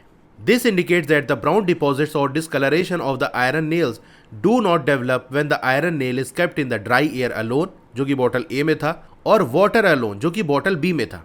अब ये जो येलो कलर से मैंने लाइंस हाईलाइट की है ये बहुत इंपॉर्टेंट है। यहाँ से क्वेश्चन आ सकता है कि बताओ ये जो एक्सपेरिमेंट हमने किया उससे क्या बात समझ में आई, क्या इंडिकेट कर रहा है ये एक्सपेरिमेंट? ये एक्सपेरिमेंट ये इंडिकेट करता है कि आयरन नेल पे जो ब्राउन डिपॉजिट हो जाता है, ब्राउन कलर की कोई चीज़ उस पर लेयर बना लेती है, या जो आयरन नेल का हमको डिसकलरेशन देखने को मिलता है, उसका कलर चेंज हो जाता है, ब्राउन हो जाता है, तो वो डेवलप नहीं होगा अगर आयरन नेल को हम ड्राई एयर में सिर्फ रख दें। यानी वो आयरन नेल अगर ऐसी एयर के कांटेक्ट में है जो ड्राई है, उसके अंदर मॉइस्चर नहीं है, तो कोई भी ब्राउन डिपॉजिट या डिस्कलरेशन नहीं होगा। इसी तरह से अगर आयरन नेल सिर्फ वाटर के कांटेक्ट में रहेगा तो भी कोई डिपॉजिट या डिस्कलरेशन नहीं होगा। However, in the glass bottle C, the iron nail shows the presence of brown deposits. लेकिन ग्लास बॉटल सी के अंदर हमने क्या देखा कि ब्राउन डिपॉजिट हो रहा है आयरन नेल पे। तो ये क्या इंडिकेट कर रहा है? This indicates that the presence of both water and air is essential for these deposits to develop. तो इससे ये इंडिकेशन मिल रहा है कि वाटर और एयर दोनों की प्रेजेंस जरूरी है इन डिपॉजिट्स को डेवलप होने के लिए। Thus, moist air is responsible for the development of brown deposits on objects made of iron. तो लोहे से बनी हुई चीज़ों पे जो ब्राउन डिपॉजिट्स हो जाते हैं उनके लिए मॉइस्ट एयर रिस्पॉन्सिबल है, यानी ऐसी एयर जिसके अंदर वाटर वेपर का अमाउंट काफ़ी ज़्यादा हो, तो वो एयर रिस्पॉन्सिबल है लोहे से बनी हुई चीज़ों पे जो ब्राउन डिपॉजिट हो जाता है उसके लिए। This brown deposit is called rust. अभी जो ब्राउन कलर का सब्सटेंस उसके ऊपर डिपॉजिट हो जाता है इसको हम रस्ट कहते हैं। हिंदी में इसको कहते हैं कि जंग लग गया, मोर्चा लग गया। The process of formation of rust on objects made of iron is called rusting. लोहे से बनी हुई चीज़ों पे रस्ट के फॉर्मेशन का जो प्रोसेस है उसको हम रस्टिंग कहते हैं। तो जो ब्राउन कलर का सब्सटेंस आयरन ऑब्जेक्ट्स पे डिपॉजिट होता है उस सब्सटेंस को हम रस्ट कहते हैं, और यही रस्ट का जो फॉर्मेशन होता है आयरन ऑब्जेक्ट पे, इस प्रोसेस को हम रस्टिंग कहते हैं। तो रस्टिंग प्रोसेस का नाम है, और जो चीज़ डिपॉजिट होती है आयरन ऑब्जेक्ट्स पे उसको हम रस्ट कहते हैं। जैसे जो खाना बनता है ना, तो कुकिंग प्रोसेस को कहते हैं कि भैया खाना बन रहा है, और जो चीज़ पकती है उसको हम फूड कहते हैं या डिश कहते हैं। अब आयरन का तो हमने देख लिया कि इसमें ब्राउन डिपॉजिट होता है, डिस्कलरेशन होता है रस्ट की वजह से। इसी तरह से और भी मेटल्स हैं जिसके अंदर डिस्कलरेशन होता है जब उसको हम ओपन एटमॉस्फेयर में रख देते हैं। तो have you notice the formation of green coating on the surface of copper objects? क्या कभी आपने नोटिस किया कि कॉपर से बनी हुई चीज़ों पे ग्रीन कलर की कोटिंग हो जाती है, यानी कोई चीज़ ग्रीन कलर की जम जाती है। इसी तरह से ब्लैक कलर की कोटिंग हो जाती है सिल्वर ऑब्जेक्ट्स के सरफेस पे, यानी वो चीज़ें जो चांदी की बनी है उन पे कुछ टाइम के बाद ब्लैक कलर की कोटिंग हो जाती है, एक लेयर जमने लगती है। Gradual deterioration of metal surfaces caused by air, water और other substances is known as corrosion. अब ये जो धीरे धीरे डिटीरियोरेशन होता है मेटल सर्फेसेस का, डिटीरियोरेशन का मतलब बिगड़ जाना, खराब हो जाना, किसी चीज़ की कंडीशन बुरी हो जाना। तो जो मेटल की सरफेस है ना, उन पे जब डिपॉजिट्स होते हैं तो उनकी सरफेस खराब होने लगती है, कमज़ोर होने लगती है। जैसे रस्टिंग की वजह से जो लोहा है वो कमज़ोर हो जाता है। ऐसा नहीं कि जस्ट एक लेयर जम गई और कोई दिक्कत की बात नहीं है, जो आयरन ऑब्जेक्ट है वो वीक होने लगता है। इसी तरह से जिन मेटल सर्फेसेस पे डिपोजिशन होता है वो डिपॉजिट्स उन मेटल सर्फेसेस को डिटीरियोरेट कर देते हैं, उनकी कंडीशन ख़राब कर देते हैं, कमज़ोर कर देते हैं। और ये क्यों होता है? एयर, वाटर या दूसरे सब्सटेंसेस की वजह से होता है। इसी को हम कोरोजन कहते हैं। तो कोरोजन क्या है? एयर, वाटर या इसके अलावा और भी जो सब्सटेंसेस हैं उनकी वजह से मेटल की जो सरफेस है जब धीरे धीरे डिटीरियोरेट करती है, कमज़ोर होने लगती है, ख़राब होने लगती है, तो वही कोरोजन कहलाता है। अच्छा, रस्टिंग और कोरोजन में क्या डिफरेंस है? तो बेसिक सा डिफरेंस आप ये याद रखना कि रस्टिंग भी एक तरह का कोरोजन ही है, लेकिन जब कोरोजन आयरन या स्टील के बने हुए ऑब्जेक्ट पे होता है तो उसको हम अलग से एक नाम दे देते हैं जिसका नाम है रस्टिंग। वहीं अगर हम जनरल किसी भी मेटल की बात कर ले जिसके अंदर आयरन भी आ गया, कॉपर भी आ गया, सिल्वर भी आ गया, बहुत सारे ऑब्जेक्ट्स आ गए, तो वहाँ पर जो डिपोजिशन होता है उसकी वजह से उनकी जो सरफेस ख़राब होने लगती है उसको हम कोरोजन कहते हैं। क्या आप जानते हो जो रस्टिंग ऑफ आयरन है वो एक सीरियस प्रॉब्लम है अपने कंट्री के अंदर? हर रोज़ बहुत ज़्यादा पैसा खर्च होता है रिप्लेस करने में या रिपेयर करने में आयरन की जो स्ट्रक्चर्स हैं जो रस्टिंग की वजह से डैमेज हो जाते हैं। जैसे मैंने बताया, जब रस्टिंग होती है तो रस्टिंग क्या एक तरह का कोरोजन है, और कोरोजन में क्या होता है, जिस मेटल के ऊपर डिपोजिशन होगा वो ख़राब होने लगेगी, डैमेज होने लगेगी। तो अगर आयरन स्ट्रक्चर ख़राब हो जाएगा तो उसको रिप्लेस करना होगा, थोड़ी बहुत कुछ प्रॉब्लम है तो रिपेयर करना होगा, तो उसमें काफ़ी ज़्यादा पैसा लगता है। अब जो आयरन की रस्टिंग है उसको हम प्रिवेंट कर सकते हैं। उसके लिए कई सारे मेथड हैं हमारे पास। एक तो पेंटिंग हो गया, तो जब हम पेंटिंग कर देते हैं तो उस आयरन ऑब्जेक्ट के ऊपर एक लेयर चढ़ जाती है पेंट की, जिससे कि वो एयर और वाटर के कांटेक्ट में नहीं आ पाता, और जब कांटेक्ट में नहीं आएगा तो रस्टिंग होगी नहीं। ऑयलिंग कर देते हैं, ऑयल लगा देंगे तो भी लेयर बन जाएगी। ग्रीसिंग कर देते हैं, ग्रीसिंग में क्या होता है, पेस्ट टाइप की चीज़ आयरन ऑब्जेक्ट पे लगा दी जाती है, उससे भी एक लेयर का फॉर्मेशन हो जाता है। And applying a protective layer of zinc metal और आयरन, एक और मेथड है जहां पर हम प्रोटेक्टिव लेयर लगा देते हैं। बेसिकली जिंक जो मेटल है ना, उसकी एक लेयर चढ़ा देते हैं आयरन के ऊपर। इस प्रोसेस को हम गैल्वेनाइजेशन कहते हैं। इनके बारे में हम हायर ग्रेड्स में पढ़ेंगे। Fascinating facts, the wonder of ancient Indian metallurgy, the iron pillar of Delhi was made in the time of Chandragupta II more than 1600 years ago. Delhi के अंदर जो आयरन पिलर है, हो सकता है आप गए हो वहाँ पर, वो चंद्रगुप्त II के टाइम से है, मतलब आज से 1600 ईयर्स पहले उसको बनाया गया था, तब से वो ऐसे ही खड़ा हुआ है। It is about 8 metres high and weighs more than 6000 kilograms. What is interesting about this iron pillar is that despite all these years of facing winds, rainfall and intense weather, it has barely any rust. इस iron pillar के बारे में interesting चीज़ ये है कि इतने सालों से ये हवा और बारिश हो रही है तो पानी और ख़राब से ख़राब वेदर को ये झेल रहा है, और इस पर रस्टिंग नहीं हो रही है। हमने क्या देखा कि अगर आयरन ऑब्जेक्ट के कांटेक्ट में एयर और वाटर दोनों आ जाए तो रस्टिंग हो जाएगी, लेकिन इसमें रस्टिंग नहीं हो रही है। In other words, it has been made a way that it resist rusting. दूसरे शब्दों में हम कहें कि इसको इस तरह से बनाया गया है कि रस्टिंग को रेसिस्ट कर रहा है, रोक रहा है कि रस्टिंग ना होने पाए। This tells us about the skills that were developed in metal technology in India. अब ये चीज़ हमको ये बताती है कि उस टाइम भी, यानी आज से 1600 ईयर्स पहले भी, जब लोगों के पास इतनी नॉलेज नहीं थी, इतना साइंस का एडवांसमेंट नहीं था, तब भी इंडिया के अंदर ऐसी स्किल थी कि वो लोहे की ऐसी चीज़ बना दे रहे थे जिसमें रस्ट नहीं लग रहा है। अब आप भी सोच रहे होगे कि ऐसा कैसे हो रहा है कि लोहे का बना है लेकिन उसमें रस्टिंग नहीं हो रही है और बिल्कुल खुले में है, हवा पानी सब पड़ रहा है। तो उसका एक रीज़न ये दिया जाता है ना कि यहाँ पर बिल्कुल प्योर आयरन का यूज़ किया गया होगा, क्योंकि आमतौर से जो लोहे की चीज़ें हम बनाते हैं उसकी स्ट्रेंथ को इंक्रीज़ करने के लिए उसमें कार्बन मिला देते हैं। मतलब बेसिकली हम स्टील का यूज़ करते हैं जिसके अंदर आयरन और कार्बन दोनों होता है, और वो ज़्यादा तेज़ रस्ट करता है। मतलब प्योर आयरन में भी रस्टिंग होती है लेकिन उतनी फास्ट नहीं। अब इस आयरन पिलर में जब रस्टिंग स्टार्ट हुई होगी तो एक लेयर बन गई, फिर फर्दर अंदर रस्टिंग नहीं हो पाई। दूसरा रीज़न ये दिया जाता है कि इसके अंदर काफ़ी ज़्यादा अमाउंट में फॉस्फोरस को मिलाया गया होगा। मतलब ये सिर्फ आयरन नहीं है, इसके अंदर फॉस्फोरस भी है जो रस्टिंग को प्रिवेंट करता है। तो ऐसा नहीं कि यहाँ पर कोई जादू हो गया, बल्कि यहाँ पर भी साइंस है, उस टाइम के लोगों की स्किल के बारे में बताता है कि कितने काबिल थे वो। आगे बढ़ने से पहले आपसे एक रिक्वेस्ट है, अगर आपको मेरी वीडियोस अच्छी लगती हैं तो लाइक ज़रूर कर दिया करो। अब जैसा कि आप खुद ही देख सकते हो, साइंस की वीडियोस पे व्यूज़ काफ़ी कम आ रहे हैं, जिसकी वजह से वीडियो टाइम पे नहीं आ पाती। तो आप वीडियोस को ज़्यादा से ज़्यादा शेयर भी कर दिया करो। 4.3 effect of air and water on other metals. Air और वाटर का आयरन पे क्या इफेक्ट होता है वो तो हमने देख लिया। अब चलिए कोई दूसरा मेटल ले लेते हैं और देखते हैं उस पर एयर और वाटर का क्या इफेक्ट होता है। तो उसके लिए हमको एक्टिविटी करनी पड़ेगी 4.6 लेट अस इन्वेस्टिगेट। ये डिमॉन्स्ट्रेशन एक्टिविटी है, मतलब टीचर आपको करके दिखाएंगे, आपको जस्ट ऑब्जर्व करना है। तो यहाँ क्वेश्चन दिया है, it is advisable for student to wear protective eye glasses and keep safe distance. Protective eye glasses आप लगा लो और सेफ डिस्टेंस पे रहो, बहुत क्लोज ना रहना। खैर यहाँ तो मैं आपको वीडियो के फॉर्म में दिखाऊंगा तो कोई प्रॉब्लम नहीं है, लेकिन अगर आप लैब में कर रहे हो तो उसके लिए है ये। एक मैग्नीशियम रिबन जो कि लगभग 3 to 4 सेंटीमीटर लंबा हो वो ले लेना है। उसको साफ कर लो सैंड पेपर से रब करके। पेयर ऑफ टोंग्स की मदद से उसको होल्ड कर लो, जैसा कि आप यहाँ इमेज में देख सकते हो। रिबन के एक एंड को टोंग से होल्ड किया गया है। Ignite the other and using a spirit lamp और अ कैंडल। दूसरे एंड को जला देना है स्प्रिट लैम्प या फिर कैंडल की हेल्प से। अब मैग्नीशियम रिबन को बर्न होने दो। आपको क्या ऑब्जर्व हुआ? You must have observe that magnesium ribbon Burns with a dazzling white flame and changes into a white powder. Magnesium ribbon को जब आप बर्न कराओगे तो आपको ये ऑब्जर्व होगा कि जो मैग्नीशियम रिबन है वो बर्न कर रहा है डैजलिंग वाइट फ्लेम के साथ, मतलब बहुत ही ज़्यादा ब्राइट, बहुत ज़्यादा चमकदार सफ़ेद रंग की आग आपको दिखेगी। और बर्न होने के बाद वो जो मैग्नीशियम रिबन है वो वाइट पाउडर में कन्वर्ट हो जाएगा। तो ये जो वाइट पाउडर है उसको वॉच ग्लास में आप कलेक्ट कर लो। ये जो पाउडर आपको मिला ये मैग्नीशियम ऑक्साइड है, जिसको हमने बर्न किया था वो मैग्नीशियम था। बर्न होने के बाद जो वाइट पाउडर हमको मिला वो मैग्नीशियम ऑक्साइड है। It is form due to the reaction between magnesium and oxygen present in the air. अब ये मैग्नीशियम ऑक्साइड बना कैसे?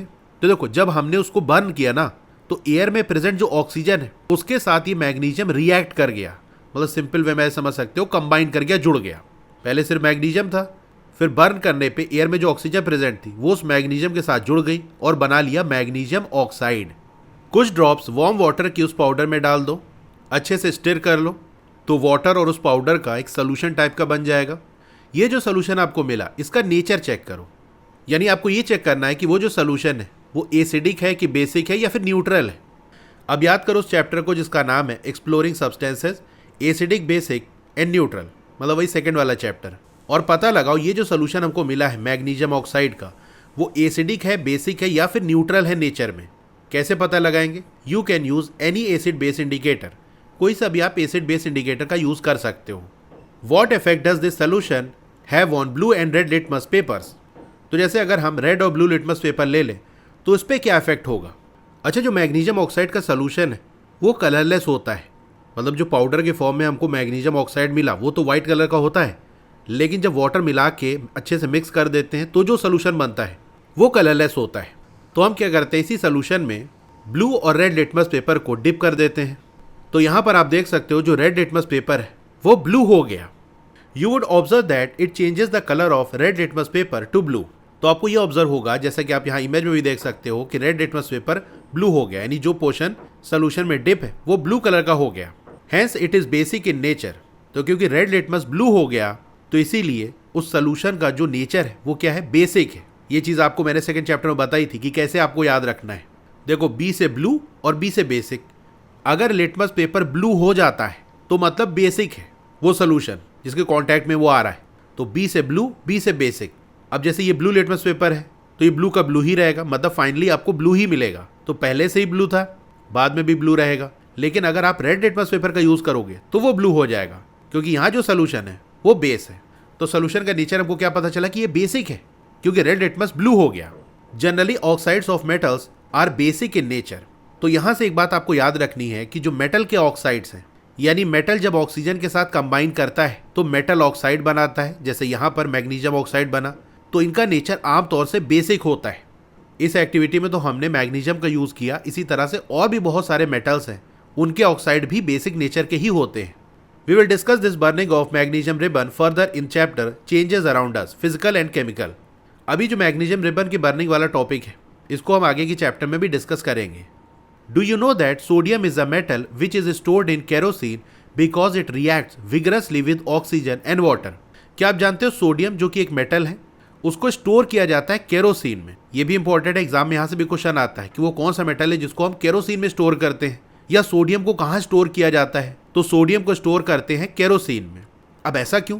क्योंकि ये बहुत तेज ऑक्सीजन के साथ रिएक्ट करता है, मतलब अगर हाथ में ऐसे लेके थोड़ी देर रखोगे ना तो वहीं आग पकड़ लेगा। इसी के साथ साथ ये वाटर के साथ भी बहुत तेज रिएक्ट करता है। A lot of heat is generated in the reaction. और जब ये रिएक्ट करता है ऑक्सीजन के साथ या वाटर के साथ तो बहुत ज़्यादा हीट निकलती है। Storing sodium in kerosene prevents its exposure to moisture and air. तो केरोसिन में इसलिए स्टोर करते हैं क्योंकि अगर ऐसे बाहर रख देंगे तो एयर के कांटेक्ट में आ जाएगा। एयर के अंदर वाटर वेपर प्रेजेंट होता है, यानी मॉइस्चर होता है, पानी होता है, तो उस तरह से वाटर के कांटेक्ट में आ जाता है। Can you predict the nature of its oxide? क्या आप प्रिडिक्ट कर सकते हो कि इसका जो ऑक्साइड है यानी सोडियम ऑक्साइड का क्या नेचर होगा? अभी हमने देखा कि मेटल के ऑक्साइड्स बेसिक नेचर के होते हैं और सोडियम भी क्या है? मेटल है। तो इसका भी जो ऑक्साइड है वो क्या होगा? बेसिक नेचर का होगा, मतलब रेड लिटमस को ये ब्लू कर देगा। अब चलिए डिस्कस करते हैं कुछ ऐसे सब्सटेंसेस के बारे में जो मेटल्स की तरह बिहेव नहीं करते। यानी अगर हम नॉन मेटल को लेके ये चेक करें कि एयर और वाटर के साथ किस तरह से बिहेव करता है तो हमको क्या रिजल्ट मिलेगा, चलिए उसके बारे में जानते हैं। 4.4 substances that behave differently from metals in air and water. अब चलिए ऐसे सब्सटेंसेस के बारे में जानते हैं जो एयर और वाटर में मेटल से अलग तरीके से बिहेव करते हैं। यानी इस बार हम क्या करते हैं, कोई नॉन मेटल ले लेते हैं और देखते हैं वो एयर और वाटर में किस तरह से बिहेव करता है। एक्टिविटी 4.7 लेट अस एक्सपेरिमेंट, ये भी डिमॉन्स्ट्रेशन एक्टिविटी है, यानी टीचर आपको ये एक्टिविटी करके दिखाएंगे। अब यहाँ पर आपको एक क्वेश्चन दिया है, this activity must be performed in a fume hood और वेल वेंटिलेटेड एरिया। इस एक्टिविटी को या तो आप फ्यूम हुड में परफॉर्म करो। फ्यूम हुड एक ऐसा डिवाइस है जो फ्यूम को यानी धुएं को कैप्चर करके एग्जॉस्ट कर देता है, बाहर निकाल देता है। क्योंकि यहाँ पर हम सल्फर को बर्न करने वाले हैं तो उसमें से जो धुआं निकलता है वो डेंजरस होता है। इसीलिए अगर लैब में परफॉर्म कर रहे हैं तो वहाँ पर फ्यूम हुड होना चाहिए ताकि वो धुएं को कैप्चर करके बाहर कर दे। या फिर ऐसी जगह इस एक्टिविटी को परफॉर्म किया जाए जो वेल वेंटिलेटेड हो, खुली जगह हो, ताकि जो धुआं निकल रहा है वो आसानी से एग्जिट हो सके। Burning sulphur produces gases which can be harmful if inhaled. जब सल्फर को बर्न किया जाता है तो गैसेस प्रोड्यूस होती हैं। अगर इसको इनहेल कर लिया गया यानी सांस लिया और गैस चली गई अंदर तो ये हार्मफुल होगा। आपको थोड़ा सा अमाउंट पाउडर्ड सल्फर का डीफ्लैग्रेटिंग स्पून में ले लेना है। अब ये कैसा स्पून है, तो एक लंबी हैंडल वाला मेटल का स्पून है जिसको एक्सपेरिमेंट्स में यूज़ किया जाता है ताकि सेफली हीट और बर्न कर सके सब्सटेंसेस को। फिगर 4.7a में आप देख सकते हो, ये इसकी इमेज बनी है। ये लंबा सा इसका हैंडल है और नीचे कप टाइप का बना है। इसी में सब्सटेंस को रख के फ्लेम के कांटेक्ट में लाते हैं, नीचे ऐसे आग जल रही है तो इसमें जो सब्सटेंस भरा है वो हीट होने लगता है, फिर वो बर्न करने लगता है। अब इसका डिज़ाइन इस तरह से इसलिए होता है क्योंकि कुछ सब्सटेंसेस ऐसे होते हैं जिनको जार के अंदर रख के बर्न कराया जाता है। मतलब हीट किया उसके बाद उठा के जार के अंदर बंद कर देते हैं। तो लंबा सा हैंडल रहेगा तो हैंडल हमारा बाहर रहेगा, बाकी पोर्शन अंदर रहेगा और जार को हम ऐसे बंद कर देंगे। अगर ये इस तरह से स्ट्रेट होता तो फिर जार के अंदर जाना पाता, तिरछा करना पड़ता, सब्सटेंस गिर जाता। अगर डिफ्लैग्रेटिंग स्पून अवेलेबल नहीं है तो आप इसको बना भी सकते हो। कोई मेटेलिक कैप ले लो बॉटल का, मतलब ऐसी बॉटल जिसका जो कैप है वो मेटल का हो, वो आपको ले लेना है। फिर मेटेलिक वायर को रैप कर दो उसके चारों तरफ और इस तरह का शेप दे दो जैसा आपको फिगर 4.7b में दिया हुआ है। ये यहाँ देख सकते हो, ये इम्प्रोवाइज डिफ्लैग्रेटिंग स्पून है, मतलब अपने से हमने जुगाड़ लगा के बनाया है। तो ये मेटल कैप है, इसी की चारों की तरफ ऐसे वायर बांध के ये इस तरह से कर दिया तो ये हमारा जुगाड़ वाला डिफ्लैग्रेटिंग स्पून बन गया। अब इसको फ्लेम पे हीट करो। जैसे ही सल्फर बर्न करना स्टार्ट हो जाए तो जो डिफ्लैग्रेटिंग स्पून है उसको गैस जार या फिर ग्लास टम्बलर के अंदर डाल दो as shown in figure 4.7c। तो सल्फर को हीट किया, कुछ देर तक वो हीट होगा, फिर वो बर्न करने लगेगा। जैसे ही वो बर्न करने लगे, ये देखो गैस जार है, इसी के अंदर स्पून को डाल के लिड को क्लोज कर दिया तो अब ये बंद हो गया। कवर द गैस जार और the glass tumbler with a lid to ensure that gas produced does not escape. किस लिए ढक रहे हैं, ताकि जो अंदर गैस प्रोड्यूस होगी बर्निंग की वजह से वो एस्केप ना करने पाए, बाहर ना निकलने पाए। 3 से 4 मिनट के बाद लिड को हटा दो और डिफ्लैग्रेटिंग स्पून को बाहर निकाल लो। थोड़ी सी क्वांटिटी वाटर की उस गैस जार के अंदर डाल के वापस से लिड लगा दो जल्दी से और अच्छे से शेक कर लो ताकि वो जो गैस है वो डिज़ोल्व हो जाए। मतलब सल्फर के बर्न करने से जो गैस प्रोड्यूस हुई है उसको हमको वाटर में डिज़ोल्व कर लेना है, तो वहाँ से भी एक सोल्यूशन हमको मिल जाएगा। अब फिर से याद करो जो चैप्टर हमने पढ़ा था exploring substances, acidic, basic and neutral. एक एसिड बेस इंडिकेटर का यूज़ करके चेक करो कि ये जो सोल्यूशन ऑब्टेन हुआ है after the addition of water to the gas jar is acidic और बेसिक और न्यूट्रल। तो ये जो सोल्यूशन बना सल्फर से निकलने वाली गैस और वाटर का, ये क्या है, एसिडिक है, बेसिक है या न्यूट्रल है। आपको क्या ऑब्जर्व हुआ, तो अगर आप ब्लू और रेड लिटमस को उस सोल्यूशन में डिप कराओगे तो आपको ये ऑब्जर्व होगा कि जो ब्लू लिटमस पेपर है वो रेड हो गया और रेड वाला तो रेड ही रहेगा।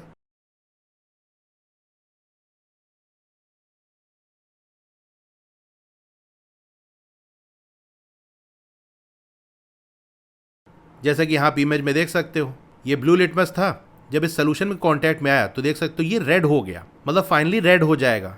रेड वाला तो रेड ही रहेगा, जो ब्लू है वो रेड हो जाएगा और रेड लिटमस पेपर रेड ही है। तो वो सब्सटेंस जो ब्लू लिटमस को रेड में बदल देते हैं वो क्या होते हैं, एसिडिक होते हैं। तो आपको ये ऑब्जर्व होगा कि वो जो सोल्यूशन है वो एसिडिक नेचर का है। जब सल्फर को बर्न किया जाता है एयर में, और एयर में क्या प्रेजेंट है, ऑक्सीजन प्रेजेंट है, तो सल्फर डाइऑक्साइड गैस फॉर्म होती है। मतलब वो जो सल्फर है ऑक्सीजन के साथ रिएक्ट कर जाता है, जुड़ जाता है और सल्फर डाइऑक्साइड गैस बना लेता है। जब ये सल्फर डाइऑक्साइड गैस वाटर में डिसॉल्व होती है तो सल्फ्यूरस एसिड फॉर्म होता है। Does sulphur behave in water the same way metals do. क्या सल्फर वाटर में उसी तरह बिहेव कर रहा है जैसा कि मेटल वाटर के अंदर बिहेव करते हैं। तो देखो मेटल का जो ऑक्साइड है उनको जब वाटर के साथ मिक्स कर रहे हैं तो बेसिक सोल्यूशन मिल रहा है।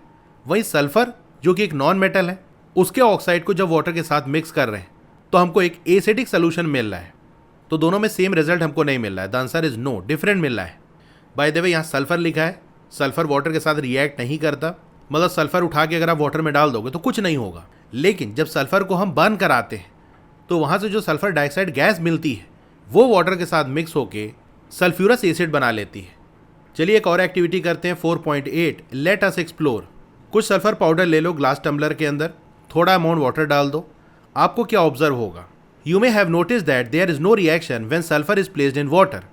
तो आपको ये नोटिस होगा कि सल्फर को जब वाटर के अंदर हम प्लेस कर रहे हैं तो कोई रिएक्शन नहीं हो रहा है, मतलब सल्फर और वाटर आपस में रिएक्ट नहीं कर रहे हैं, कोई नई चीज़ नहीं बना रहे हैं, सल्फर अपना सिंपल वाटर के अंदर पड़ा हुआ है। सब्सटेंसेस जैसा कि सल्फर हो गया, फॉस्फोरस हो गया, ये अलग तरीके से बिहेव करते हैं एयर और वाटर में देन मेटल्स। मेटल से अलग तरीके से ये बिहेव करते हैं। अगर फॉस्फोरस की बात कर ले तो इसको वाटर में स्टोर किया जाता है। हमने देखा था सोडियम को केरोसिन में स्टोर करते हैं क्योंकि वो वाटर के साथ भी रिएक्ट कर जाता है, लेकिन फॉस्फोरस को हम वाटर में स्टोर करते हैं as it catches fire when expose to atmospheric air, क्योंकि अगर वो एयर के कॉन्टैक्ट में आएगा तो उसमें आग लग जाएगी। अब ये जो सब्सटेंसेज हैं यानी सल्फर और फॉस्फोरस, ये सॉफ्ट होते हैं और डल होते हैं अपीयरेंसेज में, मतलब इनके अंदर शाइन या चमक नहीं होती। They are neither malleable nor ductile, और ये ना मैलिएबल होते हैं ना डक्टाइल होते हैं, मतलब इनसे ना शीट बना सकते हो ना वायर बना सकते हो। And they are not sonorous, और ये सोनोरस भी नहीं होते, साउंड भी प्रोड्यूस नहीं करते, मतलब रिंगिंग वाला जो साउंड है वो प्रोड्यूस नहीं करते। और ये पुअर कंडक्टर्स होते हैं हीट और इलेक्ट्रिसिटी के भी। These are called non metals, तो इनको हम नॉन मेटल्स कहते हैं। तो नॉन मेटल्स के अंदर क्या क्या प्रॉपर्टीज होती है आपको मालूम होना चाहिए कि ये जनरली सॉफ्ट होते हैं, इनका अपीयरेंस डल होता है, शाइन नहीं होती, मैलिएबल, डक्टाइल, सोनोरस नहीं होते, हीट और इलेक्ट्रिसिटी के ये पुअर कंडक्टर होते हैं। इनके जो ऑक्साइड्स हैं वो एसिडिक नेचर के होते हैं, जैसे कि हमने सल्फर का देखा ना, सल्फर के ऑक्साइड को वाटर के साथ मिलाया तो एसिड हमको मिला। अब और भी कई सारे नॉन मेटल्स हैं जैसा कि oxygen, hydrogen, nitrogen, carbon etcetera. अच्छा, इनको आप कंफ्यूज ना कर लेना मटेरियल्स जैसा कि प्लास्टिक, ग्लास, वुड, रबर और पेपर से। यानी plastic, glass, wood, rubber, paper ये नॉन मेटल नहीं होते। These materials are not classified as metals और non metals because they are not elements. अब आप सोच रहे होगे ऐसा क्यों? तो ऐसा इसलिए क्योंकि ये एलिमेंट्स नहीं है। हम एलिमेंट्स को मेटल्स और नॉन मेटल्स में क्लासीफाई करते हैं। Plastic, glass, wood, rubber, paper ये कोई एलिमेंट नहीं है। अब एलिमेंट्स क्या होते हैं ये हम आगे पढ़ेंगे। Metals and non metals are sub categories of substances called elements. Metals और नॉन मेटल्स सब कैटेगरी है ऐसे सब्सटेंसेस की जिनको हम एलिमेंट्स कहते हैं। अब क्या होते हैं एलिमेंट्स, ये आपको दिया भी है। An element is a substance that can not be broken down into simpler substances. Element ऐसे सब्सटेंस होते हैं जिनको हम ब्रेक नहीं कर सकते और सिंपलर सब्सटेंसेज में। यानी ऐसे समझो कि वो सब्सटेंसेज जो कई चीज़ों से मिल के बने उनको तो अलग अलग सब्सटेंस से हम ब्रेक कर सकते हैं। फॉर एग्जाम्पल, जैसे आपने शुगर और वाटर का सोल्यूशन बनाया या सॉल्ट और वाटर का सोल्यूशन बनाया, मतलब सॉल्ट और वाटर को मिक्स कर लिया, सोल्यूशन बन गया। तो वो जो सोल्यूशन है वो दो चीज़ों से मिल के बना है, एक सॉल्ट या शुगर जो भी आपने लिया हो, दूसरा वाटर। तो इन दोनों को हम अलग कर सकते हैं। अगर उस सोल्यूशन को हम हीट करेंगे तो वाटर इवेपरेट हो जाएगा, फिर उसको अलग जगह हम कलेक्ट कर सकते हैं, नीचे सॉल्ट रह जाएगी। लेकिन जो एलिमेंट्स है वो ऐसे सब्सटेंस हैं जिनको और सिंपल सब्सटेंस में ब्रेक नहीं कर सकते, क्योंकि वो एक सिंगल चीज़ है, कई चीज़ों से मिल के नहीं बने हैं। इसके बारे में आप हायर ग्रेड्स में और डिटेल में पढ़ोगे। अभी एक शॉर्ट सा इंट्रोडक्शन आपको दिया जा रहा है। अभी की बात कर ले तो 118 एलिमेंट्स हैं जिनको हम जानते हैं। ये जो एलिमेंट्स है वो बेसिक बिल्डिंग ब्लॉक हैं सारे ही मैटर के, यानी हर वो चीज़ जो स्पेस ऑक्यूपाई करती है, जगह घेरती है और उसका कोई मास है, कोई वजन है, वो एलिमेंट से ही मिलके बनी है। कुछ एलिमेंट ऐसे होते हैं जो नेचुरली अकरिंग होते हैं, मतलब नेचर में हमको मिलते हैं। वहीं कुछ ऐसे होते हैं जो आर्टिफिशियली बनाए जाते हैं लेबोरेटरी के अंदर, मतलब वो नेचर में एग्जिस्ट नहीं करते थे, हमने बनाया है लैब में। तो एलिमेंट्स के बारे में आप और डिटेल में पढ़ोगे हायर ग्रेड्स में, तो वहाँ ये चीज़ और अच्छे से आपको समझ में आएगी। 4.5 are non metals essential in everyday life. क्या जो नॉन मेटल्स हैं वो हमारी रोज़ाना की ज़िंदगी में एसेंशियल हैं, ज़रूरी हैं? चलिए जानते हैं इसके बारे में। आप ये ऑब्जर्व करते होंगे कि बहुत से मेटल्स हैं जो रोज़ाना की ज़िंदगी में यूज़ होते हैं उनकी अलग प्रॉपर्टीज़ की वजह से, जैसे उनका जो लस्ट्रस नेचर है, यानी उनके अंदर जो चमक है। जैसे गोल्ड और सिल्वर की ज्वेलरीज क्यों बनाई जाती है? क्योंकि उनके अंदर चमक होती है। इसी तरह से हीट एंड इलेक्ट्रिकल कंडक्टिविटी हो गई। तो मेटल्स का यूज़ वायर बनाने के लिए क्यों होता है? क्योंकि वो इलेक्ट्रिसिटी को कंडक्ट करते हैं। कुकिंग वेसल्स यानी खाना बनाने के जो बर्तन हैं वो मेटल के क्यों होते हैं? क्योंकि वो अच्छे कंडक्टर हैं हीट के। एंड हाई स्ट्रेंथ, इसी तरह से जैसे ब्रिजेस वगैरह हो गया और भी कोई स्ट्रॉन्ग स्ट्रक्चर मेटल का यूज़ करके क्यों बनाया जाता है? क्योंकि उनके पास स्ट्रेंथ होती है। However, this should not give an impression in your mind that non metals are not important in our lives. लेकिन मेटल्स की इतनी अच्छी बात जानने के बाद आपके माइंड में ये नहीं आना चाहिए कि जो नॉन मेटल्स हैं वो हमारी लाइफ में इंपॉर्टेंट नहीं है। चलिए एग्जाम्पल समझते हैं।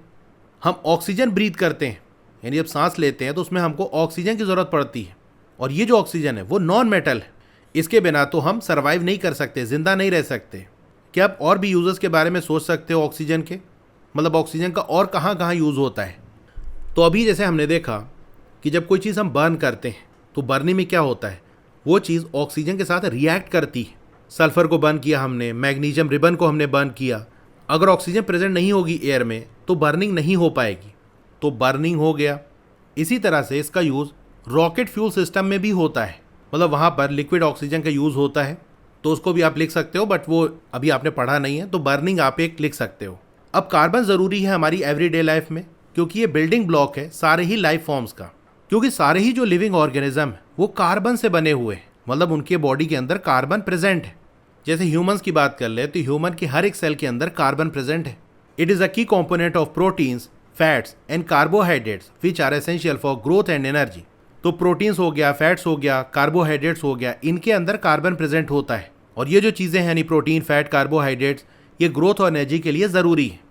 इसी तरह से अगर हम नाइट्रोजन की बात कर लें तो इसको यूज़ किया जाता है in manufacturing of fertilisers and other chemicals. जो फर्टिलाइजर्स हो गए, खाद वगैरह जो बनाई जाती है, इसके अलावा और भी बहुत सारे जो केमिकल्स हैं उसको बनाने में नाइट्रोजन का यूज़ होता है। ये जो नाइट्रोजन है वो एक एसेंशियल न्यूट्रिएंट है प्लांट की ग्रोथ के लिए, मतलब प्लांट को ग्रो करने के लिए नाइट्रोजन की ज़रूरत पड़ती है। अब अगर क्लोरीन की बात कर लें तो ये भी नॉन मेटल है, आमतौर से यूज़ किया जाता है वाटर प्योरिफिकेशन में। सोल्यूशन ऑफ आयोडीन, और आयोडीन क्या है? नॉन मेटल है। इसको अप्लाई किया जाता है वुंड्स पे एज एन एंटीसेप्टिक, मतलब घाव वगैरह पे लगाया जाता है ताकि इन्फेक्शन वगैरह ना होने पाए।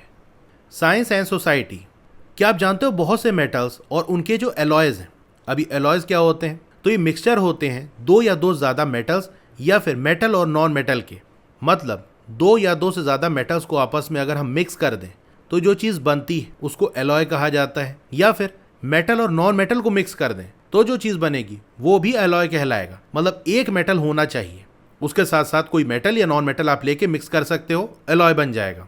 तो बहुत से मेटल और उनके जो एलॉय है वो इंपॉर्टेंट है डेली यूज़ के लिए एज यूटेंसिल्स एंड टूल्स। तो जो बर्तन वगैरह है ना वो प्योरली मेटल के नहीं बनाए जाते, वो आमतौर से मेटल के एलॉयज़ होते हैं। इसी तरह से कई सारे टूल्स हैं वो भी मेटल के एलॉयज़ होते हैं, यानी उसके अंदर एक मेटल नहीं होता, दो या दो ज़्यादा मेटल्स का मिक्सचर होगा, या फिर मेटल को नॉन मेटल के साथ मिक्स कर देंगे, तो ऐसा होता है। अब ये जो एलॉयज़ है ये इंपॉर्टेंट है मॉडर्न टेक्नोलॉजीज़ के लिए भी, और एसेंशियल हैं लगभग सभी इंडस्ट्रीज़ के अंदर। कुछ स्पेशल तरीके के मेटल्स हैं जिनका यूज़ किया जाता है एटॉमिक एनर्जी में, जैसे एक मेटल है जिरकोनियम, उसका यूज़ एटॉमिक एनर्जी में किया जाता है। इसी तरह से एरोस्पेस में यूज़ किया जाता है टाइटेनियम को। इंडिया के अंदर बहुत से मेटल्स, खासतौर से जो आयरन और एल्युमिनियम हो गया, इसको रिसाइकिल किया जाता है ताकि कम से कम वेस्ट हो एंड कंट्रीब्यूट टू सस्टेनेबिलिटी, और सस्टेनेबिलिटी बनी रहे। मतलब जब सेम चीज़ को बार बार रिसाइकिल करके हम यूज़ करेंगे तो एक तो वेस्ट नहीं होगा, दूसरा नए मटेरियल की हमको ज़रूरत नहीं पड़ेगी कि वही लोहे को बार बार रिसाइकिल करके यूज़ कर रहे हैं, तो नया लोहा हमको यूज़ नहीं करना पड़ेगा। तो ये होता है। अब जो चीज़ हमने पढ़ी उसको एक बार रिवाइज कर लेते हैं इन अ नटशेल। मेटल और नॉन मेटल्स को हम डिफ्रेंशिएट करते हैं उनकी प्रॉपर्टीज़ के बेसिस पे। आमतौर से जो मेटल है वो लस्टरस होते हैं, उनके अंदर चमक होती है, वहीं बहुत सारे नॉन मेटल्स नॉन लस्टरस होते हैं। मेटल्स जनरली मैलिएबल और डक्टाइल होते हैं, वहीं जो नॉन मेटल्स हैं उनके अंदर ये प्रॉपर्टीज़ नहीं होती। मेटल्स अच्छे कंडक्टर्स होते हैं हीट और इलेक्ट्रिसिटी के, वहीं नॉन मेटल्स आमतौर से पुअर कंडक्टर्स होते हैं। मेटल्स रिएक्ट करते हैं ऑक्सीजन से और प्रोड्यूस करते हैं मेटल ऑक्साइड, जो कि बेसिक नेचर के होते हैं। वहीं अगर हम नॉन मेटल की बात कर लें तो ये रिएक्ट करते हैं ऑक्सीजन से और प्रोड्यूस करते हैं ऑक्साइड्स, यानी नॉन मेटल के ऑक्साइड्स, जो कि एसिडिक नेचर के होते हैं। आमतौर से जो नॉन मेटल है वो वाटर के साथ रिएक्ट नहीं करते, मतलब वाटर के अंदर उनको डालोगे तो कोई फ़र्क नहीं पड़ेगा, वैसे ही पड़े रहेंगे। जो मेटल के ऑब्जेक्ट्स हैं वो डैमेज हो जाते हैं जब एक्सपोज होते हैं मॉइस्ट एयर से, मतलब मॉइस्ट एयर के कॉन्टैक्ट में आते हैं तो मेटल के जो ऑब्जेक्ट हैं वो डैमेज होने लगते हैं, ख़राब होने लगते हैं। इसी प्रोसेस को हम कोरोजन कहते हैं। मेटल्स और नॉन मेटल्स के बहुत सारे एप्लीकेशंस हैं रोज़ाना की ज़िंदगी में। तो यहाँ की चैप्टर कंप्लीट हो गया। आपको वीडियो अच्छी लगी हो तो लाइक करिए, और अगर आपने चैनल को सब्सक्राइब नहीं किया है तो ज़रूर से सब्सक्राइब कर लो। उसके बगल में एक बेल का आइकन होगा, उसको दबा के ऑल पे क्लिक कर देना, तो जब भी नई वीडियो आएगी आपको मैसेज आ जाएगा।